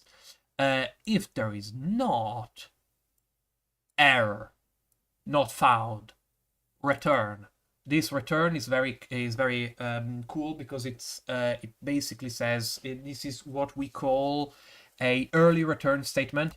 That means that everything that is afterwards is not going to run. So because again an error has happened, there is no point in running any of that, because it could lead to a crash. It could, it can, and it will end to a crash if it cannot find the file, because it's going to try and load the file. It's not going to be able to load the file, and it's probably going to crash. So we just return it and just not load anything. And then we get the save data to load. This is going to be a save file resource as per earlier, which is going to contain again data, and we go resource loader.load this thing, the same thing that we loaded, that we saved, like copy paste resource saver, instead of save, say load. Okay, and then data manager, and then we take the save data to load the data that we have loaded, and then we do the backwards thing that is that we have done with saving. That is, we take it from a random variable into the main game data, so that we have access to it in the actual game. We are going to emit the file that the file has been loaded, whatever. This is how game is done. This is just basically a copy paste of the save. Just we save it in the save files.autosave. It's just again a copy paste, just for the matter of autosave. There is no point in rewriting twice the save file code, because it's again saving a file but automatically. So yeah. It changes only like where it's going to be saved. But yeah, this is it. And erasing, if it doesn't exist, push error, that the file has not been found, and return. If not, and this took me a while to figure out, you need to call directory access. To delete a file, you need to call directory access. Yes, in order to delete a file, you need to call the directory access. Why does that make sense? Why shouldn't I delete the file with the file access and not with the directory access? I don't know why this makes sense, but apparently to the developers of Godot, this makes sense and it is perfectly fine. And so we remove at the absolute, remove absolute means the absolute path. The absolute path, so that we put it everything completely, like the user dot slash and whatever, so that we have complete control over which file we want to delete. And we have ascertained that it exists, because we have run this before, and otherwise this is not going to run if this has pushed an error, because it's going to return. And then we are removing the file. This is plainly file removal. So, and then another thing I've done is playtime handler. That is going to get added to the save file. This this was very weird to figure out, and what do you mean? It's one line of code. How could it have been so difficult? Well, because I thought that because I was tired, I said, hey, maybe it could be a good idea to like get there is this it's called engine dot get time, no, get msec, get, no, it's not, it's time, yes, dot get msec, get ticks msec. That is, this is going to return the amount of time passed in milliseconds since the engine started. For some reason, this was a bad idea to like manage like it being inside the actual save file, and like I don't know. I don't remember which things I came into contrast with, but the proper way of doing it is going into process. Process means um, every frame you have a delta. Delta is the time that passes between the frames. So the actual time since this sort of, in order, if you want to calculate it and you want to manage it and you want to stop and resume and go back and go forth and kind of manipulate this number, oh, that was the problem, like manipulating the number. This is the way to go, because you're putting it in a simple variable, um, and simply adding to it so the time that has passed between the frames. Um, and this is not static. This delta is not always the same, because the frames are not always the same, because this is process. This is not standardized. The standardized version of it is physics process. It doesn't really matter because we're not doing physics, so it's just the only difference is that here this delta is like, it depends if you have vsync enabled, and you have like a 60 hertz monitor like I do. The It's going to be a 60th of a second, this delta. Instead, if you turn off vsync, this delta is going to go way lower. Like, if you have for example, it's not uncommon to see in like games, very simple games like this, even thousands of fps's. Like, I have a 3060 here, so this is probably one of the reason as to why I have so much fps's. Uh, yeah, so this is it. Like, this is the way to go, and this delta is going to be way lower. And but whatever, it doesn't really matter, because in the end, we went so far and it didn't even matter, honestly. Just because, again, at the end of the day, this just counts the time that has passed since the last time, since the last frame. So I figured that I started yapping about the save system. I just wanted to, like, get this out of the way. If I have not been able to give you anything useful today, at least I hope this was kind of at least useful for this last save file system. Um, this is how I carried out the proposition that we had in the last stream. And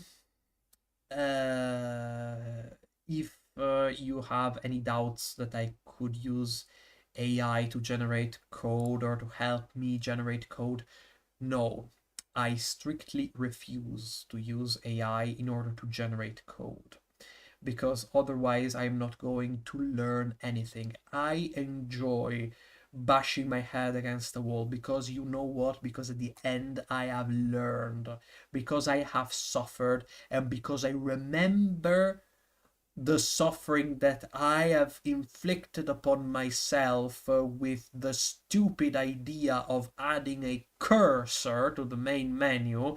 I remember the stupid idea that was. No, it wasn't a stupid idea, because it is useful if you want to use just, you know, keyboard controls in order to navigate the menu. But I have suffered through it, and I have learned lessons because I have suffered. AI wouldn't have been able to make me suffer as much. And yeah, the masochist in me that likes to play Dark Souls, that likes to play those kind of those kinds of games, is the same kind of masochist that says, no, you need to understand, you need to figure it out yourself.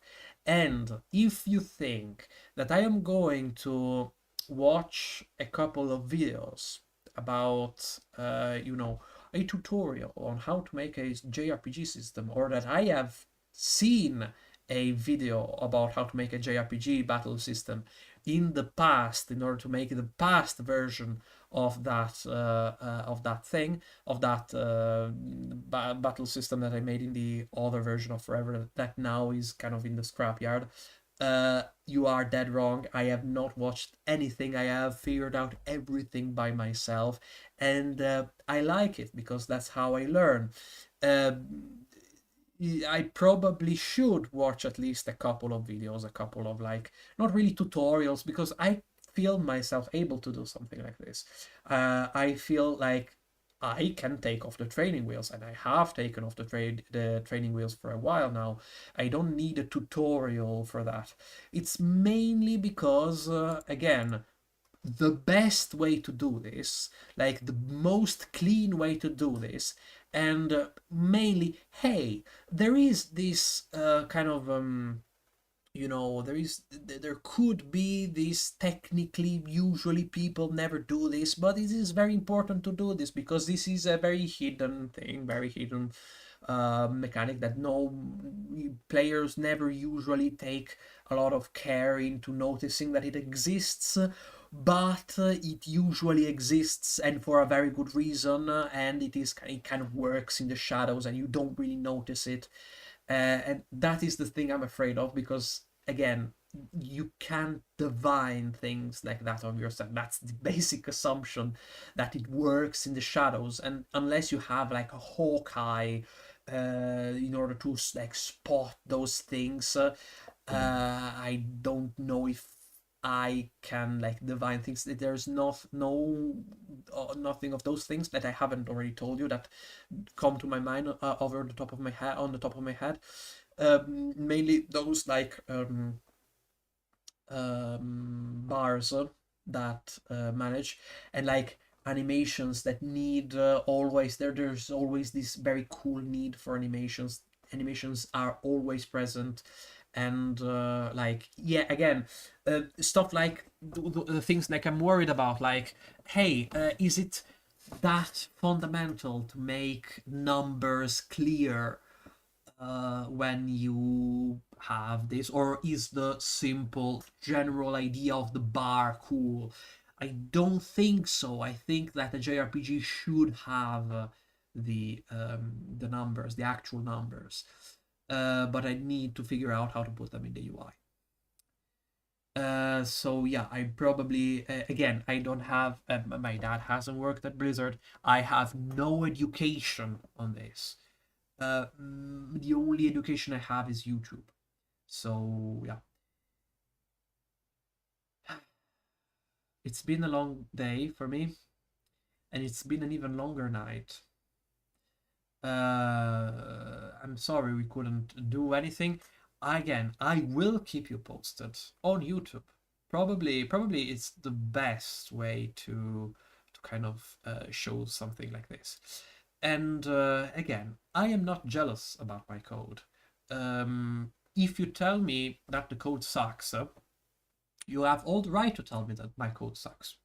You're probably right, because I studied philosophy. I am majoring in post-human philosophy, and like I am. That's not the thing. That's not something I should be not really ashamed of, but like, because I do this, and like I want to get better, but we don't have it. We're not testing anyone. Like I'm not proud of something like this. Absolutely, that's something I am. I am proud Like pride is a bit of one of my sins, because again I want to be able to do it on myself. Like I want to build a JRPG system without watching tutorials and whatever from scratch, from whatever, if just like something like remapping buttons. I have never interacted with the ability of remapping buttons, so in order to understand anything, I need to watch some tutorials for that. But in order to cook up a JRPG system, I don't feel the need to like go and watch 1,000 tutorials. I feel able to do, because I know, because I've played JRPGs before, and I know how to code in Godot, and I know all the elements of the UI. So that at least I know. But again, it's these kind of so at least for that I am a bit proud, because I say no, I want to do it myself. It's like the masochist in myself that says it's the exact same mentality that says no, I don't want to summon I don't know, the mimic tier in order to fight the boss. I just want to do it to do it myself. Spoiler: I have played Elden Ring and I've used the mimic tier most of the time, because bosses are a bit um yeah. I prefer Dark Souls 3. I prefer Dark Souls 3 bosses over Elden Ring bosses. I'm sorry, I said it. Whatever. Um, Outing myself as a Dark Souls 3 enjoyer. Yes. Um, Whatever. I'm a bit proud about that. I'm not proud about someone telling me that my code sucks. Because, again, if you tell me. Because, okay, one thing is to say, your code sucks, get good, bro. That's not helpful. What is helpful is saying, hey, your code sucks. You should do something like this. And, but like, again, I can even get that impression myself, just because, for example, with the figuring out that mother clocking cursor, I resorted to faking inputs, to creating new fake inputs in order to trigger the input function. That is the sign that there is something that is very wrong. And so I said, wait, it's 1 a.m. I am destroyed. I am tired as all entire hell. I need to go to sleep. And then I refactor it, and then whatever, and then it works better, faster, stronger. So again, you have all the right to do, and I'm not even like, oh, let's not say that I made this mistake because otherwise they will think that I am a noob. I don't care. Nobody cares. Nobody cares. There is just two people here. Who cares, right? Uh,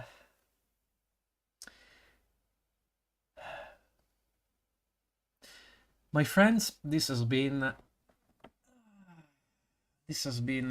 more of a chat, more of a chit chat than an actual development stream, and I'm sorry for that. I will keep you posted. I will keep you posted with maybe some development logs. I ask patience out of you because I have basically, again, two part-time jobs that need a lot more time to prepare than just the part-time, because I have to prepare the actual lessons, I have to revise, I have to study for those lessons, I have to go and get the PDFs, I have to underline, I have to do to prepare the lesson, to not go there and say, oh, what are we talking about today? But you're the professor, you're supposed to know what we're talking about today. Just to not do that. And I have my major degree, my master's degree thesis to do. And so this is so I hope that I will be able to like, okay, I'm going to do this JRPG battle system. I am going to do the maybe to import a lot of the stuff I did with Forever, the original Forever, and then I'm going to dedicate myself on like a shorter project just to show, hey, I'm still alive, and maybe do again something. Again, I'm torn between a visual novel and something like a mixture of Overmind with mechanics, a bit more complex mechanics, and uh, um, visual novel. I'm torn. I'm torn. I need to think about it. Uh, but and I've been thinking about it for a while now. Now that I think about it, but uh, if anything else, we're going to strive. We're going to seek, and we are going to find. We are going to find a lot. I am not going to give up, no matter what. No matter if there's nobody listening to me anymore. No matter if the world is crumbling. We are not giving up. Okay? Now the world is all. There is 1,000 reasons to be hopeless about the world. There's always been 1,000 reasons to be hopeless. Let's try to bring a little bit of hope. My friends, this has been a long night. I am very tired. For me, here in Italy, it's 5 minutes to 1 a.m. So I think it's time we go to bed. My friends, this has been a great stream. I'm sorry again, we haven't been able to do a whole lot in terms of actually building a battle system, but at least I hope I've laid out my plan how to do it. And again, I will be keeping you posted. With this method, I feel less like I feel less stupid, and I'm not going to pretend I'm a normal person just because I talk to myself when I develop these things. I talk to myself. Yes, I'm not pretending to be a normal person anymore because I am. Again, I study philosophy, um, so I like talk to the imaginary audience in my head already. So what's about recording myself while I do it? Uh, there's no like there's no like great amount of overhead to that. So, my friends, again, this has been a great stream. Uh, I hope I've been able to like tell you at least something. Like I'm sorry I haven't I haven't said a lot of the things I wanted to say, and honestly, YouTube videos are also for that. So yeah,